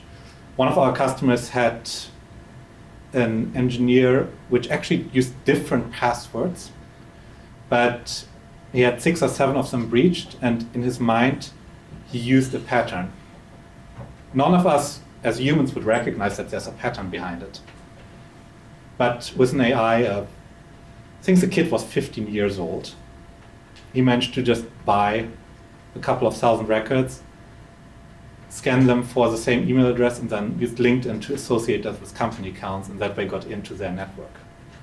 Well, we know that there's 10 common passwords that system administrators use. It would be easy to go and attack that way, but I'm just... The thing is, with a lot of the service accounts, is they don't use passwords anymore. So, and at least if you're in an area where they require you to scan it, Active Directory and all the equivalents are routinely scanned for these typical passwords. I think the famous one is deadbeef01, because it's a wonderful hexadecimal phrase which doesn't come up anywhere else, but has made its way from programming to administration. But these kind of scans are a lot easier to do than scanning for people doing something. And the other thing is service accounts really shouldn't have passwords anymore. Shouldn't have for 20 years.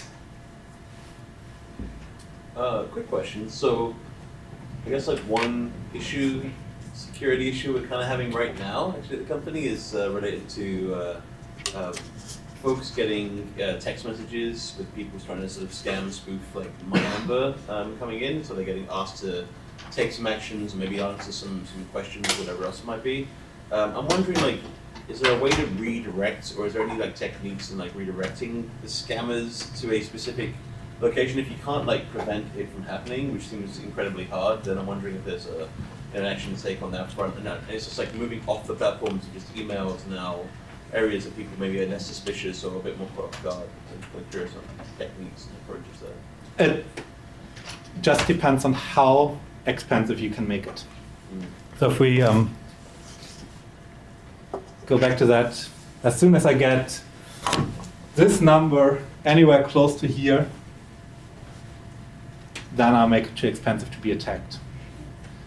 That's why if we read the scam emails of the Nigerian prince or someone having a box of gold at CVP, they seem extremely stupid. It's because the scammers want to get us out who think that's stupid. They want to think the one who will say, like, this is great, I get a box of gold. So that way you adjust it and kind of adjust your sales funnel to you want. As for the technology, for emails it's called honeypotting, which is really what happens if you put it into the spam folder, or at least what your IT department should be doing, reporting them, blocking the source IPs. The problem with SMS is the protocol is so simple and so straightforward that you can't do it. There's no source validation, it's just I trust what you say it is. RCS, which is on the Android side, the next iteration, solves that issue, so you can't replace an RCS message. The problem is if you have mixed environment, iMessage on Apple, which does the same, and Android, you have two ecosystems which can't talk to each other. And at least if you give out business phones for these kind of communications, stick to one, don't let your employees choose. As hard as it will be for some employees who are strictly in one ecosystem or the other, but that's the only way to get validation. And same for emails, email encryption, email signing, email certifications. That little crypto technology which has been around for 30 years and which no one used because it's far too hard. Yeah, like GPG or S-MIMEs, they're around and they can make sure that what you get is actually from whom you trust. But it's always then the simplicity question. Kev, we have a question on the other side. So, what's your best practice or any app to use for small business for identity management or like access management? Like, when I contract out work, one of the issues that I often come up with is, I don't know how to share how much of that, so I can only share the need to know data to know, right? I was doing some consulting work a couple of years ago for a retail company that's 7-figure revenue, and all they use is LastPass, and they just like put all the password in there and share with everybody else. I know it's a really bad idea, but that's how they do. I know that security experts. I didn't do anything on that, but that's just how they work. What's the best way to dedicated identity management software? It can't be your password manager, because if you have it, especially if you have shared accounts like LastPass and copy that data over, one of you forgets the laptop on the bus. The friendly homeless person picks it up, sells it to the next pawn shop. The next pawn shop sells it onto your competitor, and suddenly someone, well, not even your competitor, someone who really wants to get into your client's data, thinks they can make a quick buck out of it. Yeah, so dedicated identity management, and if you have contractors, give them separate accounts there. And depending on what you do, it can be integration with Google, it can be something like our own solution from Univention, which is on premises normally for like banks or so, but it's really, you can't have shared accounts. And yes, it means sometimes biting the costs of online services, charging extra for it, but it's just, unfortunately, a cost we have to bear in today's society. They manage access to object storage as well? So say if I'm a small business, I just use Google Drive and OneDrive, right? I don't know how to share efficiently, I guess. You don't share with an email on Google Drive. You just require that email and require that. There's a lot that means something, right? So. Yeah. Well, iDrive, it requires you to have a Mac to set it up normally, so you'd have to go to someone like Google or Microsoft who kind of are more tech agnostic as Apple is, or you just work with contractors who have Macs. Okay, we do one more question. I was just going to ask how people can get in touch with you. Where should they go? LinkedIn. I think Jason posted all of our contacts, and that's normally the easiest one and the quickest one, at least today's world. Otherwise, you can also reach me by email at court@univention.com, but LinkedIn makes normally sure that I see it and that I get it on my phone, and that no one else who's in the chain thinks, oh, someone else can take better care of it. Right, thank you, Kevin. Thanks, Jason.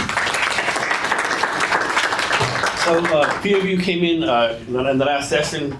I asked half of everyone, like, of course, network with everyone you can. It's a networking event. But also find 3 people that you can really add value to and back and forth, right? And so next, I'm going to embarrass someone real fast, but I'm good with that. So my niece is here, Serena, and she just graduated from college, right? She's still trying to figure stuff out. So talk to my niece and connect with her on that kind of stuff. And we're going to take a 10-minute break.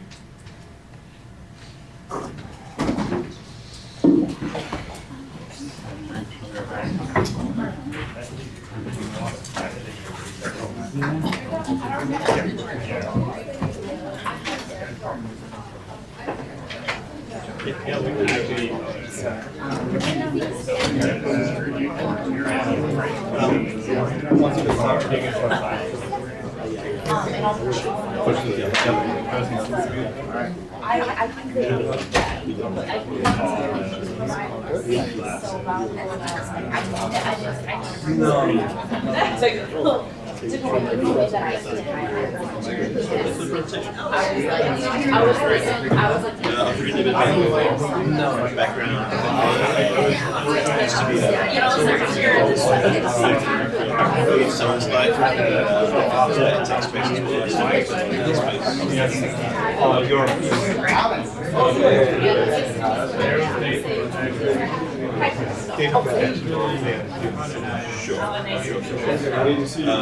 I'm curious how so I have a 14-person Really? We're a hardware tech company with Basically what we do is we so framework system apprentices. Yeah, just to see hear what you have to say. I think you just got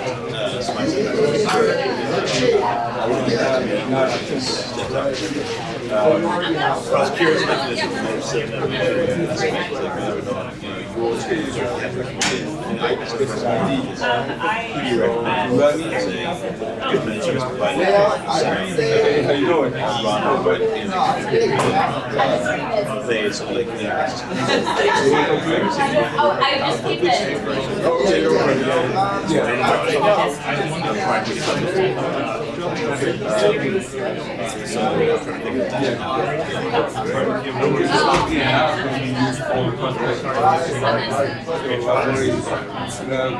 I get from each country. Just as much as I want to open source. Either we're going to talk more about it.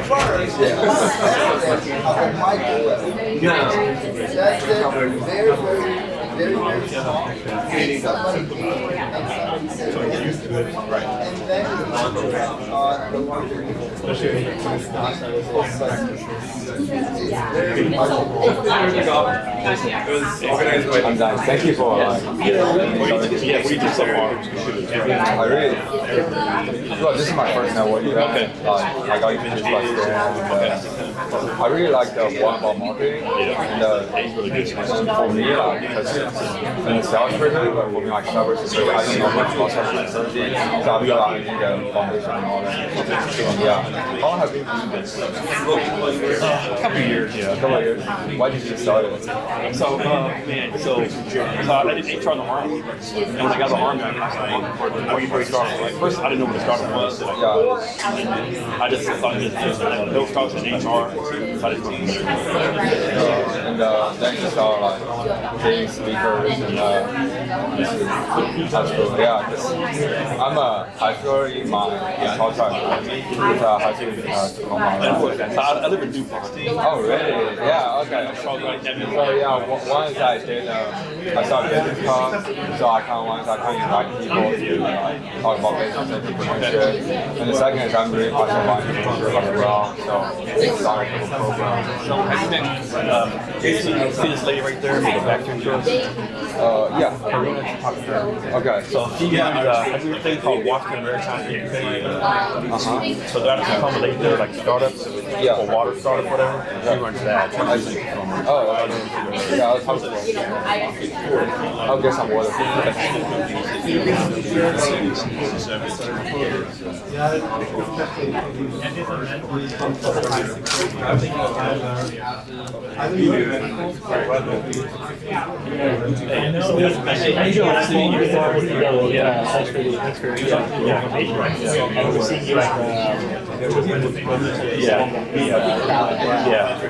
How you doing? Good, good.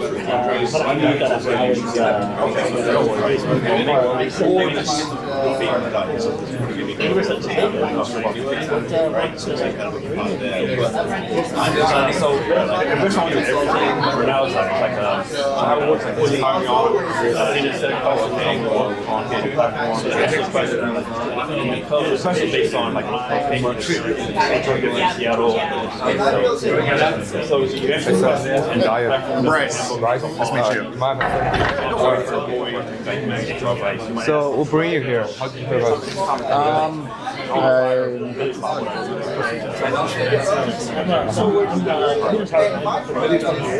Hardware? There you go.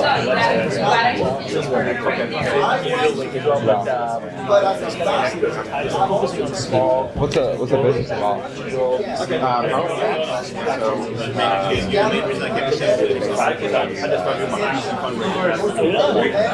Yeah, one thing I'm learning is like, just because BC had early stage, they were that. Yeah, just because I think that the tie-in, as companies grow, how do you build in depends on higher Is that like the one connected to battery? I don't really know much about it. Yeah. So if you think like in your Tesla, Yeah, maybe my. in your Tesla, you have your battery and you have the electric motor which drives the car.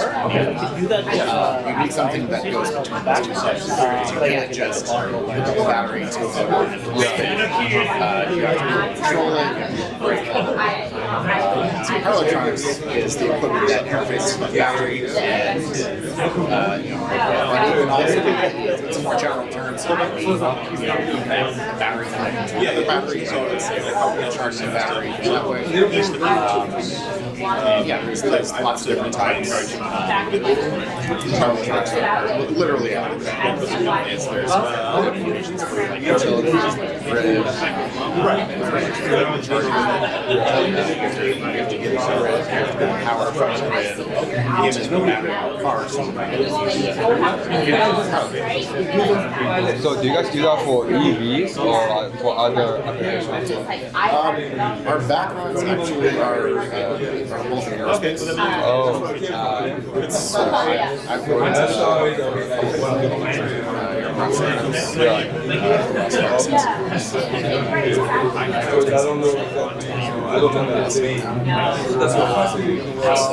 that's one of the applications. That's basically systems. But we're also looking at utility scale, power electronics, EVs, and like automotive. It's pretty saturated. Yeah. No idea.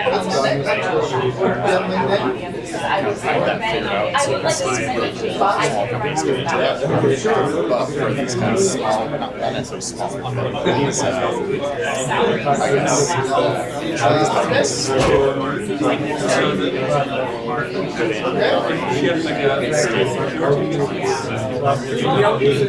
How much did you do it for? I've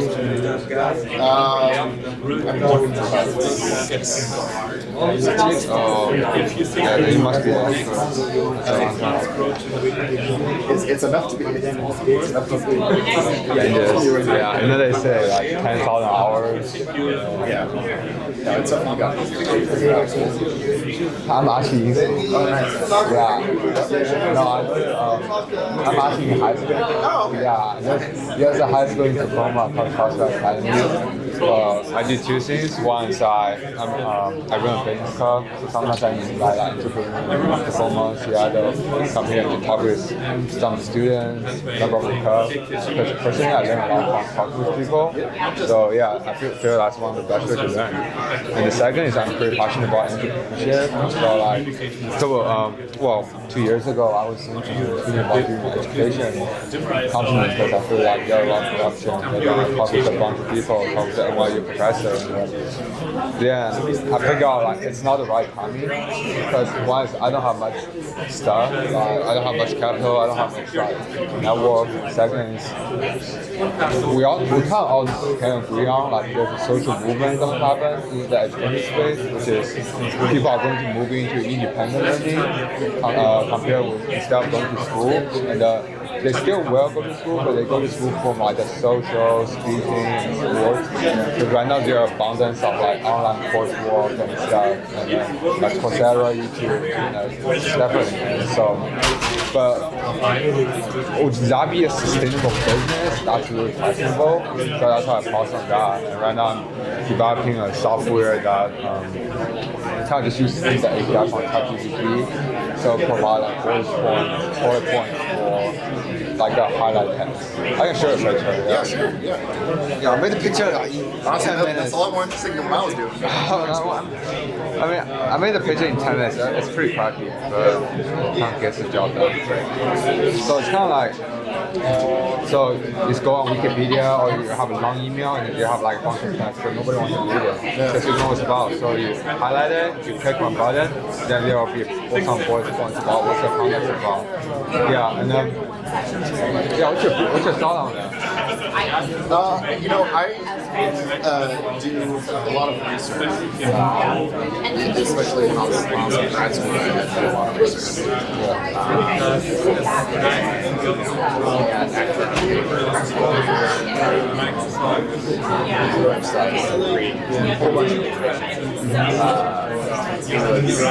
Doing research is a skill. All about instilling whether it's hello everyone, we're going to get started, so please make your way back to seats. So that's really interesting because if you cut down on the time,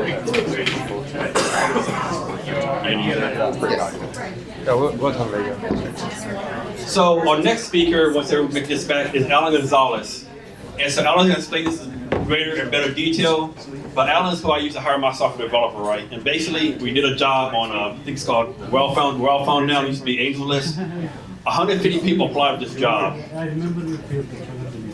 Because of Alan's company, I only had to talk to 10 of them. So I hate to use the word get rid of, but he got rid of 140 people out of wasting my time talking to through his skills test and stuff. So turn over Alan. Alan, thank you very much for doing this.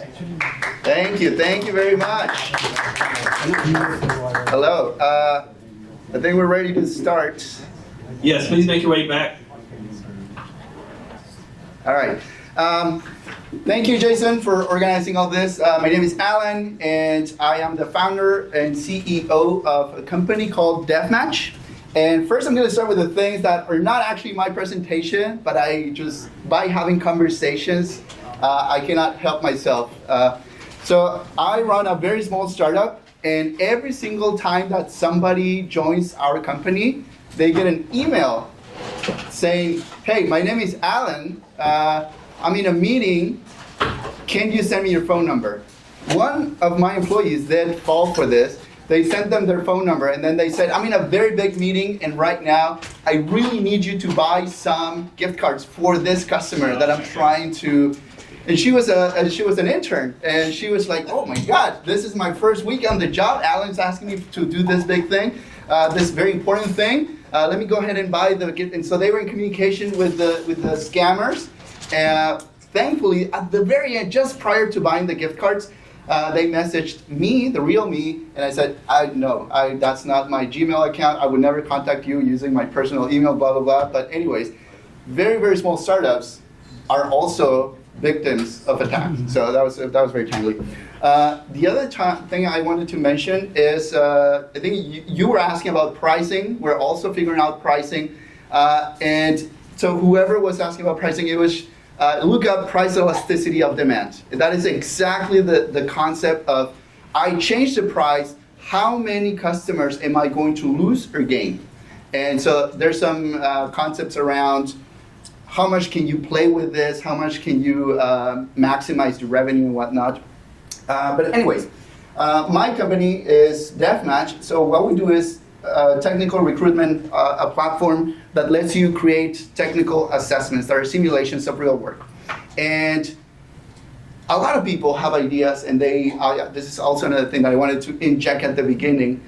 I have an idea, and I want to work on this. I want to create this app. I need developers. And as a founder of this company, yes, I want you to get developers. But as a founder, I'm like, no, wait as much as you can to hire developers. Wait as much as you can to build your product. Use the cheapest way that is going to validate your assumptions first. This is a very technical product. The very first version was a PowerPoint slide deck. And the customers didn't notice. They were just clicking, and in reality, it was going to the next slide. And then when we got some feedback saying, hey, this is interesting, okay, we created a platform with a no-code tool platform. With a platform that was very, very simple. Didn't really do anything other than just kind of changing the UI. But it was enough for us to change course, who's the customers, who's going to be paying for this. Then once we got proof there, then we moved on to the next stage. Okay, let's put some code into this. So anyways, those are the things. Today I'm going to talk about technical recruitment, the things that I learned by creating this company. And this is an example of what people call fall in love with the problem, not the solution. And so I spend a lot of time, so my product is my solution, so I can talk about that. But today I'm going to talk about the challenges of finding developers and how to assess them. So these are some of the concepts that I wish I knew when I started. Number one, when you're looking to hire a developer, the first thing that you need to be aware of is the funnel, the recruitment funnel. When you are looking at a group of people and you want to eventually hire one, there are pre-established metrics or ranges of metrics of how many people do you need to speak to begin with, okay? And there are percentages. So if you put your job posting out there, you get some applications, only a few percentage are going to move on to the next round. And then you're going to do some screening, and then only a few percentage are going to move on to the next round, and so on and so forth. So these are pretty established numbers. And so if you want to hire one person, you probably need to end up talking to like 100. And you can see that these are numbers for early companies, expansion, and specifically engineering have the lowest rates on average. So it's kind of harder to hire engineers overall to begin with. So just be aware, because some people are like, okay, I'm going to hire, I'm just going to do a blog post, and then I'm going to post it on LinkedIn, and then I don't really know how many I am expecting, I'm just going to go with it. And then you find yourself tweaking the process while you're in the middle of it, which is an anti-pattern. These are some real numbers. I think this is the one from Jason, actually, from our companies. So as you can see, we started with 122 candidates that applied for this position. They took an assessment, and then that was reduced to 41 that actually submitted something. And then we looked at those, and then we ended up talking to like 10, and then only one person was hired. So on average, like 30-35% of the people end up you want to talk to, okay? But the numbers are big. Like this one got 481 candidates. So just kind of be aware of how many do you want to talk to in order to hire how many. And then usually people will take a look at resumes. And resumes are a fantastic way of not getting a lot of information. So because they tell you education, employment, and if you don't really care, if you care about their skills as opposed to what school they went to or if they worked on any particular project, then the resume doesn't really tell you much, okay? But people still do that because it feels useful and it's been done for a long time. And I love this experiment because they gave a ton of resumes to a bunch of recruiters and hiring managers, engineers, and they said, would you talk to this person, yes or no, or I don't have enough information? Well, guess what? It was about 53% of correctly guessing who was a strong candidate versus not. So you could as well just flip a coin and choose one or the other. And that's kind of what you're doing when you're relying on resumes. Engineers look at this and say, well, I'm an engineer. I know how to read a resume, a technical resume. Reality is there's no statistically significant difference between engineers and recruiters. In fact, recruiters are slightly better at reading resumes than engineers. So don't rely on your technical talent to read a resume. Then we also learned about inbound and outbound recruitment. Inbound is when you go and post a job description out there so that they come to you. And outbound is when you actively reach out to people on LinkedIn or like email, whatever. Again, this might be basic for some people, but like I didn't know this. And so this was a difficult thing to understand because which one works, which one doesn't. And for us, outbound is notoriously hard. When you are hiring for junior engineers, usually inbound works really well because there's a lot of them and they want to get opportunities and whatnot. When you're hiring more senior engineers, usually they want to talk to someone first. And that first, most people don't like to talk to recruiters if they're talking to a company and you have direct access or what could be perceived as direct access to the founder or CEO. So what we recommend is that when you're doing outbound recruitment for more senior engineers, do it yourself. Even if they hire us to do it, we do all the prep work and then we just say, but you have to send a message because it's important to be connected with the company that you're trying to work. Do get an application tracking system. You will forget who is who in the process. You will forget where are they coming from, when did you reach out to them, and you think, well, I'm just gonna hire one person, how hard can it be? Well, you will forget who's who, and very importantly, you wanna send rejection messages. That is very, very important. It feels really, really bad. That's actually one of the pillars of why we built DevNatch. Because you apply and then you never hear back. Or maybe you had one interview, you get ghosted. And that's kind of demoralizing. And it's tough for your recruitment experience. You want to provide an amazing experience. Treat them as your customers. Because you never know, they might be telling somebody else, hey, I didn't get the job, but I had a great experience. You might want to apply, as opposed to do not ever apply to this company. So think about the people that don't get the job. And the other thing that we say is, don't treat it as a transaction. So like, okay, I'm gonna hire this one person, and yes, eventually I got to this person, but you also have a list of 122 people that somehow demonstrated interest in your company. So when that one person leaves, eventually they will leave, you can go to the second place or to the third. Also with the offers, if you extend the offer to the first ranking person, doesn't work out, you have to go to the second. So treat it as a package of people that you know that are interested already in you and that you have already some information on them. So maybe it didn't work at the first time, but it's also useful to just keep that information with you. And ATS systems also let you send personalized emails, which is incredibly useful. And because they want to get updates about what's going on.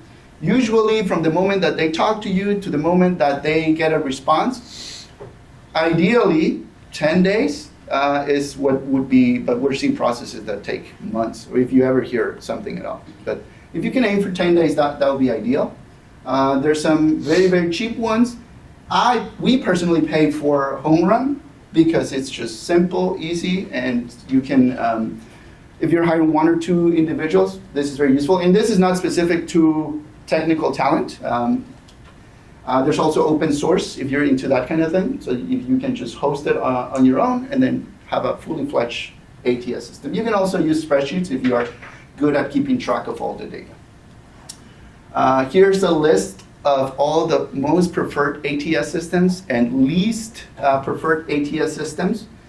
And this is a dynamic dashboard that lets you rearrange. Okay, I'm hiring this person in this geography for this type of role, and tell me what technology they use. Well, it turns out that most people use Windows in this particular instance, or use Linux, or use Mac, or they prefer this particular ATS. It turns out that there are people that get out of recruitment pipelines because of the ATS systems that you use. And I have personally seen this, when you're applying for a job, it's like, upload your resume, okay, next, and then like, okay, now fill every single thing over here. It's like, no, I'm not gonna do this, okay? And so that hurts you because that limits your pool. Maybe that was the great candidate, but your ATS is not friendly to your candidate experience. So take a look at that. Here's another list of ATS comparisons in offerings. Pick the one that you like the most. This is what some people call the effectiveness principle, which is one of the key things that I keep coming back to. Define what you're looking for and decide how you will evaluate before you begin recruiting. Before. A lot of the times, oh my gosh, I need an engineer. Let me create a job description. I got a ton of people, and I meet the first one, and I'm like, nah, that didn't work out. And then I meet the next one, this is amazing, I want to love it. This is exactly what I'm looking for. And then you meet the next one, and so you start bending the rules based on who you talk to. And you found a quality on a candidate that you weren't even aware of. No, I have to have technical expertise on this stack. Well, you didn't tell me that when we started. Why is it very important now? Well, this person went to the same school I went to. Oh, okay, well, that's kind of not relevant to the technology. So what we want to do is, who are you looking for? Who exactly are you looking for? And very importantly, defining terms that are going to let you distinguish this person when they are in front of you. They must be loving and caring. Well, cool, but how are you going to know, or how are you going to know that they built on a very particular project that they cannot talk about? Like, try to define how are you going to identify this person once they are in front of you, and use the same metric for everyone, instead of just kind of moving, like bending the rules to get this one person that has qualities that you are obsessed with, but you didn't really think about those qualities when you started. Try to focus on skills over pedigree. So this is kind of what Deathmatch is all about. Do you went to an amazing school? Yes. Do you work on an amazing project? Yes. Does that necessarily translate to you doing a fantastic job on this particular tech stack, on this particular company? I don't know. Not really sure about that. So what we're doing is give them a simulation of the things that they will do as part of the interview. And that simulation is the single best way of you identifying, will this person be able to do the job or not? They're already demonstrating this thing. And this thing happened with Jason. When Jason was hiring, we looked at, we sent the assessment to a bunch of people. The assessment was his code base. It was CavnessHR. So if they succeed in this scenario, you can bet that they're going to do a good job once they get hired, because it is exactly this thing. It's challenges that they face on the job. And the other thing I love about this focus on skills is because it's two-sided. Okay, so yes, you employer get to see what they are doing, but the person that Jason ended up hiring, we did an interview, we collected feedback, and she said something that blew my mind. She said, I am a relatively junior engineer, and when I did this assessment, that was a simulation of what I'll be doing, it gave me confidence that I can do this job. Because taking this job is a lot of responsibility. And I also need to know that I have the skills to do it. I thought that was beautiful. The other thing, kind of along the same lines, is the way that we do technical interviews today. There's a paper that says that technical interviews, really what they're assessing is stress, how well you can handle stress, as opposed to how good of an engineer you actually are. And nowhere is that more evidence for me in this study. In this study, they did the very traditional software interview where they put you behind a whiteboard, and then there's somebody behind you just staring at you, thinking, waiting for you to come up with a perfect solution and talk about it at the same time. Coding on a whiteboard, which is, by the way, not what you do, you type on a keyboard. And then on the other room, they did exactly the same thing. Here's the problem, but I'm going to let you alone in this room. When you're done, call me and I'll come and check. Well, on the first one, 38% of the candidates passed the interview, meaning they found the solution that satisfied the 3 different test cases. 38%. On the second one, where they left the people alone, 63% of them passed the interview. Okay? But check this out. No women passed the interview over here. All the women passed the interview over here. And one of them found the most optimal solution over for this algorithm. Okay? So just by tweaking the interview process slightly, you now get to choose from 63 people as opposed to 38%. And these individuals feel more empowered and they feel like, okay, so I got a shot at this thing, as opposed to I got too stressed out and I failed. Even though in the right circumstances, they would have passed. And I would say, continue doing this if this is your environment, but it's not. We don't code like, oh, you got to do it right now in 45 minutes, go into this whiteboard, come up with an algorithm. No, that's not how we do software. The other thing that's quite important, empathy. I love this quote from this very prestigious, I don't know who this person is really, but they conducted a ton of interviews for Facebook, Apple, Netflix, Google, and the big tech companies. And they were like, wait, why are these people that come from Microsoft's, Google's failing my interview? They must not be great engineers, surely. Until this person had to do an interview and they failed. And then you really see, okay, this type of interview is really more about, I had a bad day, maybe my cat died that morning, maybe things happen. But they're perfectly good engineers. So think of them, this might sound oversimplistic, but they're people. They're not gonna come up with perfect solutions on the spot. And what's most interesting is that people are starting to realize this.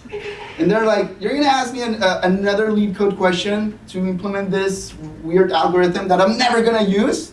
No, thank you. And then they walk out. And so here I go in depth into the differences between programming and software engineering. Programming is all about translating mental models into code. Software engineering is more about architecting solutions and creating value propositions with the use of software. Do you need to write some algorithms from time to time? Yes. But 90%, 95% of software engineering is not writing super high stakes algorithms. In fact, if you do that, they're like, what are you doing? You're crazy. This has already been implemented by this library and this library. Learn how to use that. Learn the concepts that are behind that algorithm, but you don't actually write many of those things.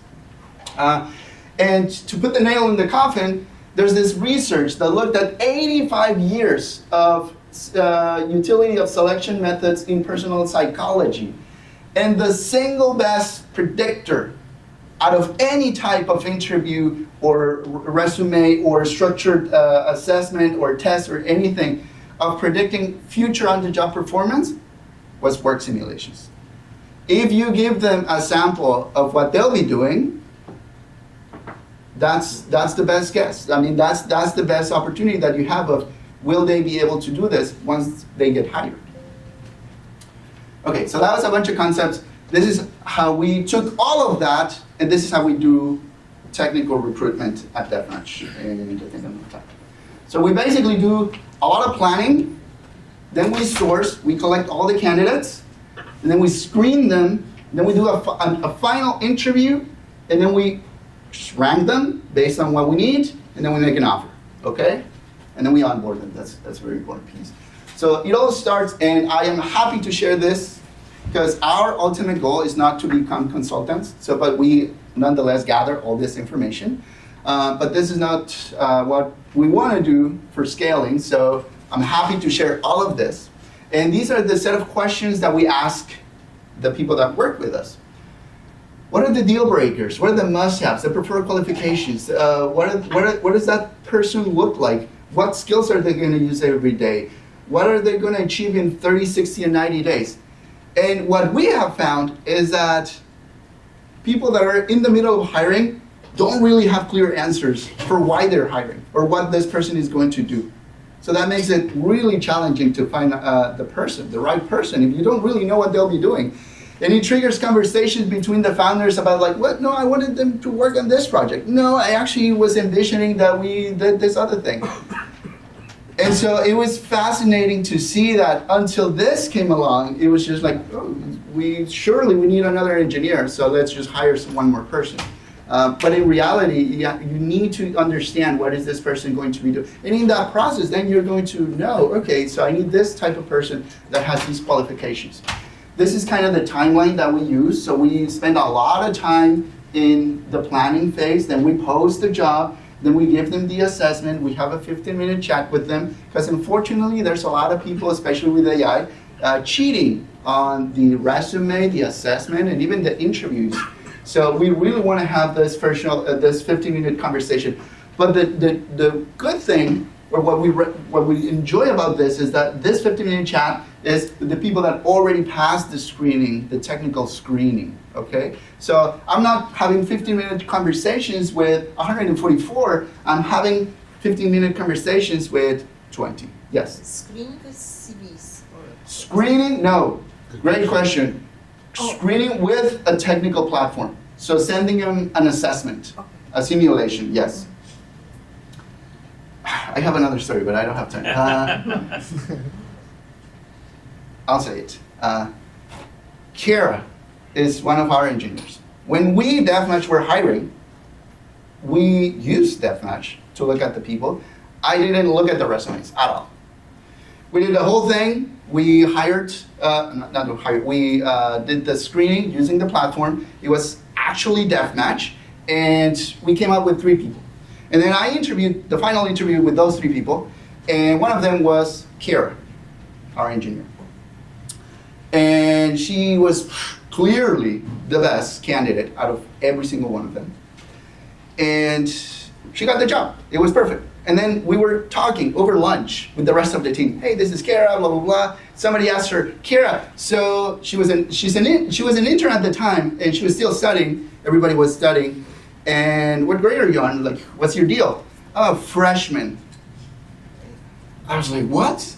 She was already hired. But like, I was like, you're a freshman? Yeah. And I went back and looked at her resume. She has no experience in software. Her previous job was a cashier. I would have never found her. And yet she was the most qualified person to do the job. Job descriptions. I'm going to skip this since I told my story. And think about, okay, compensation. Compensation, there's a lot of databases out there that help you decide how much one person is going to get paid, especially in startups where you can balance cash and equity. And so what I'm trying to say here is, like, you don't have to just kind of rely on your intuition or whatever. There's a lot of databases out there that people use. Like, candidates have access to this as well. So if you want to make a compelling offer, then I would recommend you spend some time looking at how much are people getting paid for this, both in equity and in cash compensation, and for what levels. The other thing that I highly, highly recommend that you do, this is what we do as part of the planning, this is what planning takes a little bit of the time, is we create a job description which ends up defining a unicorn. Somebody that, oh my God, he has all the qualifications and he has everything and this is the perfect person. And then what we do is go and look for that person, and then we bring them back to the people that are hiring. And they're like, yes, I mean, this is clearly a unicorn, but I would never be able to bring the CTO of Alaska Airlines. I mean, I don't know. So they lowered their expectations now that they saw the reality of this is the kind of people that you want. Well, these are examples. And when you see examples of real people, that's when you start kind of getting real about the person that you need. And then this is what we call the calibration. And then with the input from this calibration, we do a second iteration on the job description. And that's your final job description. And you don't have to hire anybody to do this. I mean, now that you know, you can just easily create a job description. And LinkedIn Recruiter lets you, or Sales Navigator lets you filter, very cool, by many, many, many properties. So you can yourself see, okay, so this is my job description, this is the person that I want to search, and then identify the kind of people that you're seeing, and then you do the calibration on your own. Where do people come from? Most of the time, employee referrals. When you have happy employees, they tend to refer you to other potential engineers. But of course, this is challenging for startups because you don't have a lot of employees. So the next thing is professional connections. So networking events and just kind of being out there saying, hey, I need recruiters, I need developers. And yeah, as I said, I'm happy to share all this data. Sourcing. Now that you have a great plan onto, okay, this is the person that I want, this is the process this is how I'm going to identify them, this is the assessment. Where do I get these people? Well, there's a lot of databases. And there's like, if you are into machine learning for medical devices, there's a social media for that. If you are into web applications that track space, like satellites, I don't know, there is a community for that. And there's probably a job board for that. And so what we end up finding is that there's a lot of communities that are very niche specific and that you can leverage. So don't just rely, LinkedIn is obviously one of the biggest professional networks out there, but just don't lose track of, like, there are many other platforms or databases that also, with people that are already interested in the field that you're trying to recruit in. So that's very useful. Sourcing, career fairs are real good as well. A lot of people come from there. Now, when you want to actually screen them, test them, a lot of people use what we know as lead code questions, which are these algorithmic challenges that I've been talking about. Well, don't do that. Don't try to avoid esoteric challenges like those, brain teasers, and try to move more into simulations of real work.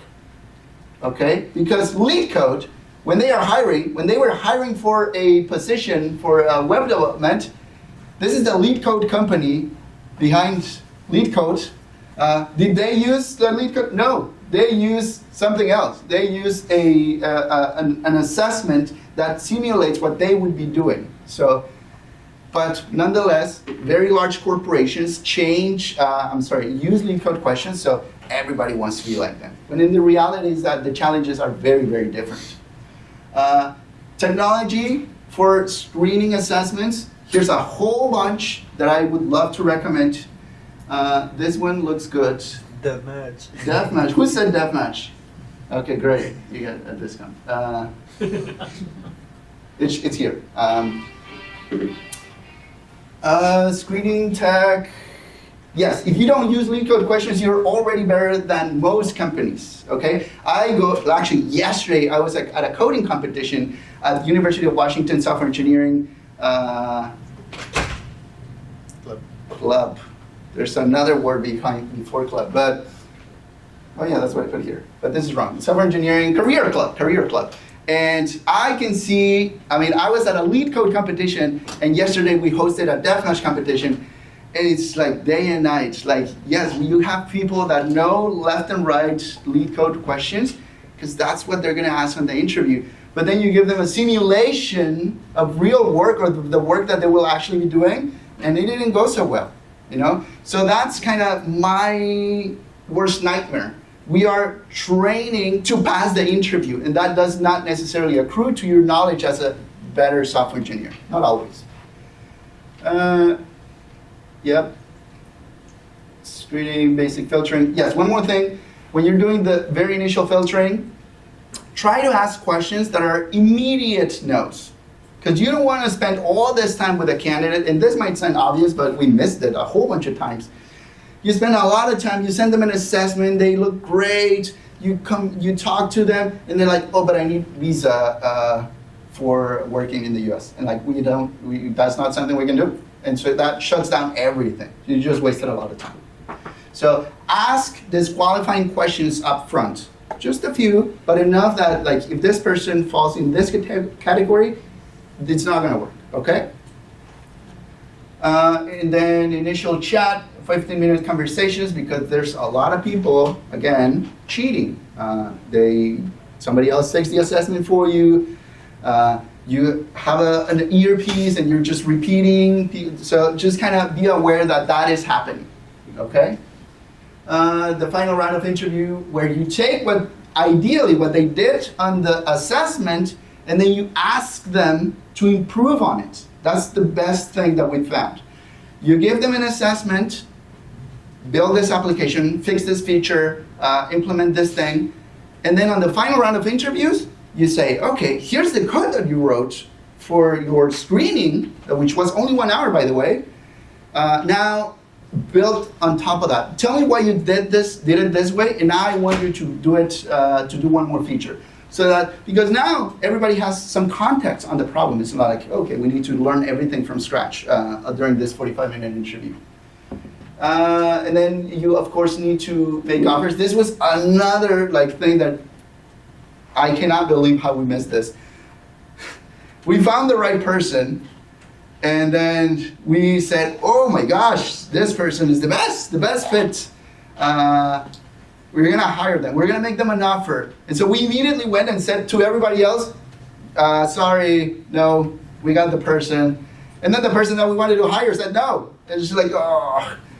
And so this was another very, very simple thing that don't tell. So it's a balance because you wanted to give them a very quick turnaround on because they're waiting to hear from you. In the meantime, you're also kind of doing your negotiation with your candidates. So it's a balance, but don't reject everybody as soon as you find your ideal candidate, because it happens. Then compelling offers. Yeah, I'm not going to talk a lot about this. I will say this is, from what I've seen, people truly appreciate when you send rejection letters. And it's just very, it's a big part of why looking for a job is just so demoralizing. I got people, one of the interns that work with us, they applied 200-300 positions to a lot of positions, and 90% they just don't hear back. And so what was it? Was it my resume? What was it? And so I understand that companies don't want to open themselves up for legal things, but if you find yourself in a position, even if it's just saying, sorry, no, then please do that. Very quickly, best practices. The process that worked at your last company may not work for you on your current company, because I get a lot of people saying, oh, I hired for a number of years at Facebook, so of course I'm gonna do it the same way here on my 2-person company. Well, that's not necessarily going to work, because you don't have thousands and thousands of people applying to your 2-person company. I would say this is the other important one. What do they get other than a salary? So there's a lot of companies looking for engineering talent. What's special about you that you want them, that they will want to work with this project, with this company, with these people, So be ready to answer, or even if you don't get asked, what is it special that we are doing? Don't just assume that they need and are desperate for the job, okay? Tell them, it's sell your company to them. Because some engineers will not say anything, but at the end of the day, they're not gonna take your offer. Because why would they when they have something better over here that maybe pays less, but it's slightly more interesting, because engineers will do that. And a lot of people will, I think. That is it. Thank you. We're gonna have Alan take your questions after this one-on-one. We're fast, that's okay with you, Alan? A one-on-one? Yeah. Sure. After this, okay. Thank you, Alan. Yeah. What do you mean one-on-one? Then we come ask you questions during the lunch break. Oh, yes, absolutely. So now we're gonna break for lunch and networking. Next things at 1 o'clock, there's brisket sandwiches, chili, macaroni and cheese. We have a bar, beer and wine, old fashions. Never forget, one of the best being an entrepreneur is being able to day drink. So never forget that. So see you at 1. Day drink, Steve Cavness, come on. I don't agree with that. For the record. You don't like day drink? I don't think day drinking is the key to. I thought he said day drinking. I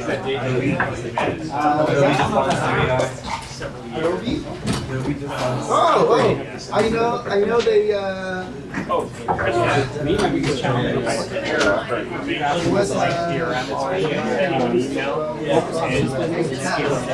Hi, Crystal, sorry, we kind of got distracted. So, That's okay. I've seen the ad, yeah. So I'll be speaking this afternoon. Yeah. Two or 220, something like that. Yeah, and so startups or small businesses, most of the people who work on startups, not Good. so it's anything from helping you how to write your website to Right. media coverage. So, a lot of them used to be more, so now it's more live because it's a lot more to get it's a live paper, yeah. Okay. Well, we might want to experiment with those anyways, if you I stumbled on it before and I saw like be there to Columbia Tower. Yes. No, it's in person, but I'm very motivated to subscribe to the newsletter.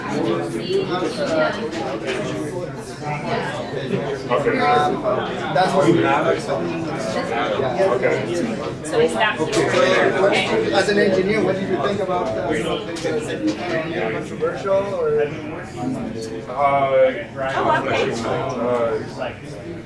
I really know it's good now. You know, no, it's real. Like, which is a trade-off in like, you know, waste management. You spend an hour, 24 hours. I did not say this, but all the challenges you get from 21 hours. So there's no like 72 hours to build it because that's a lot. So yeah, they're all 1 hour. Well, which is a trade-off. Because like you said, putting 21 hours, even I'm not. But I think I would prefer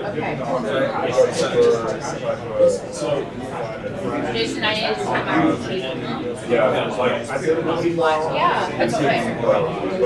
which is good. I know, I was yes. That was it. Which one So what was it? Not really paying attention. Who are those fires?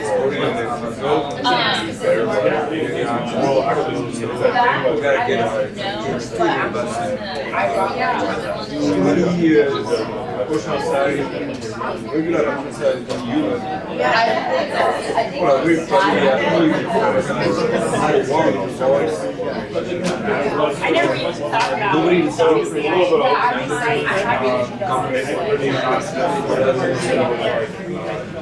People that I chose that. See,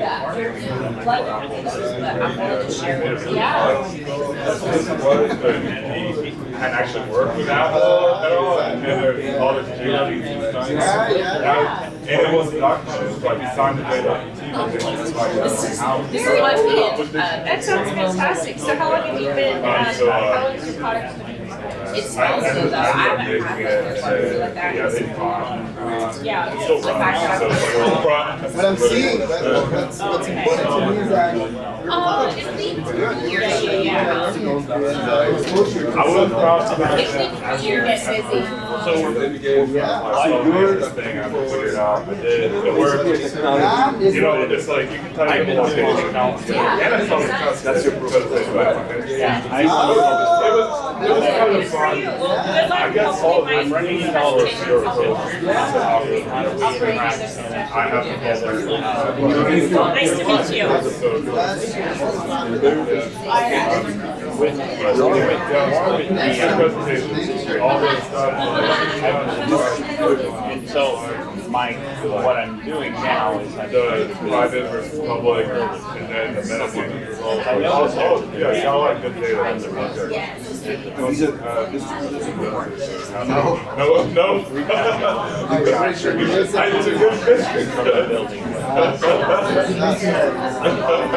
They don't know where to sell it.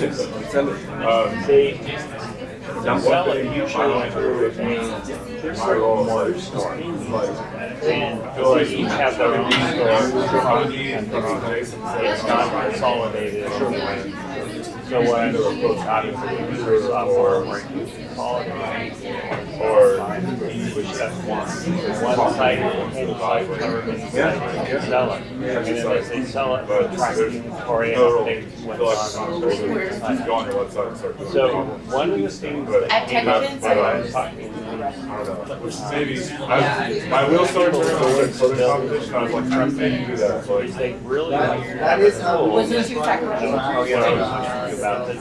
While they're working, Texas beam into it. This beam is so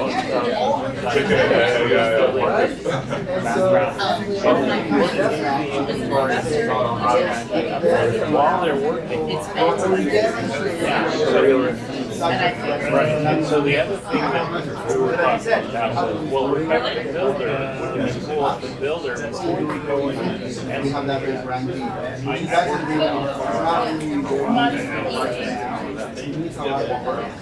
their biggest problem is they don't want to go back. They lose all their money. So instead, it would be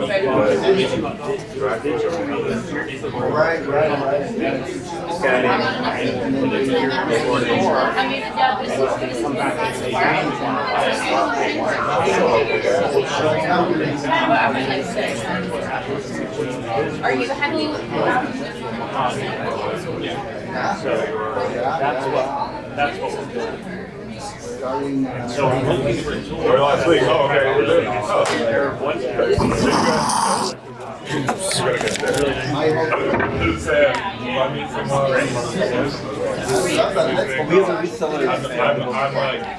Always found it kind of interesting. What was that? Always found it interesting how like software engineers work.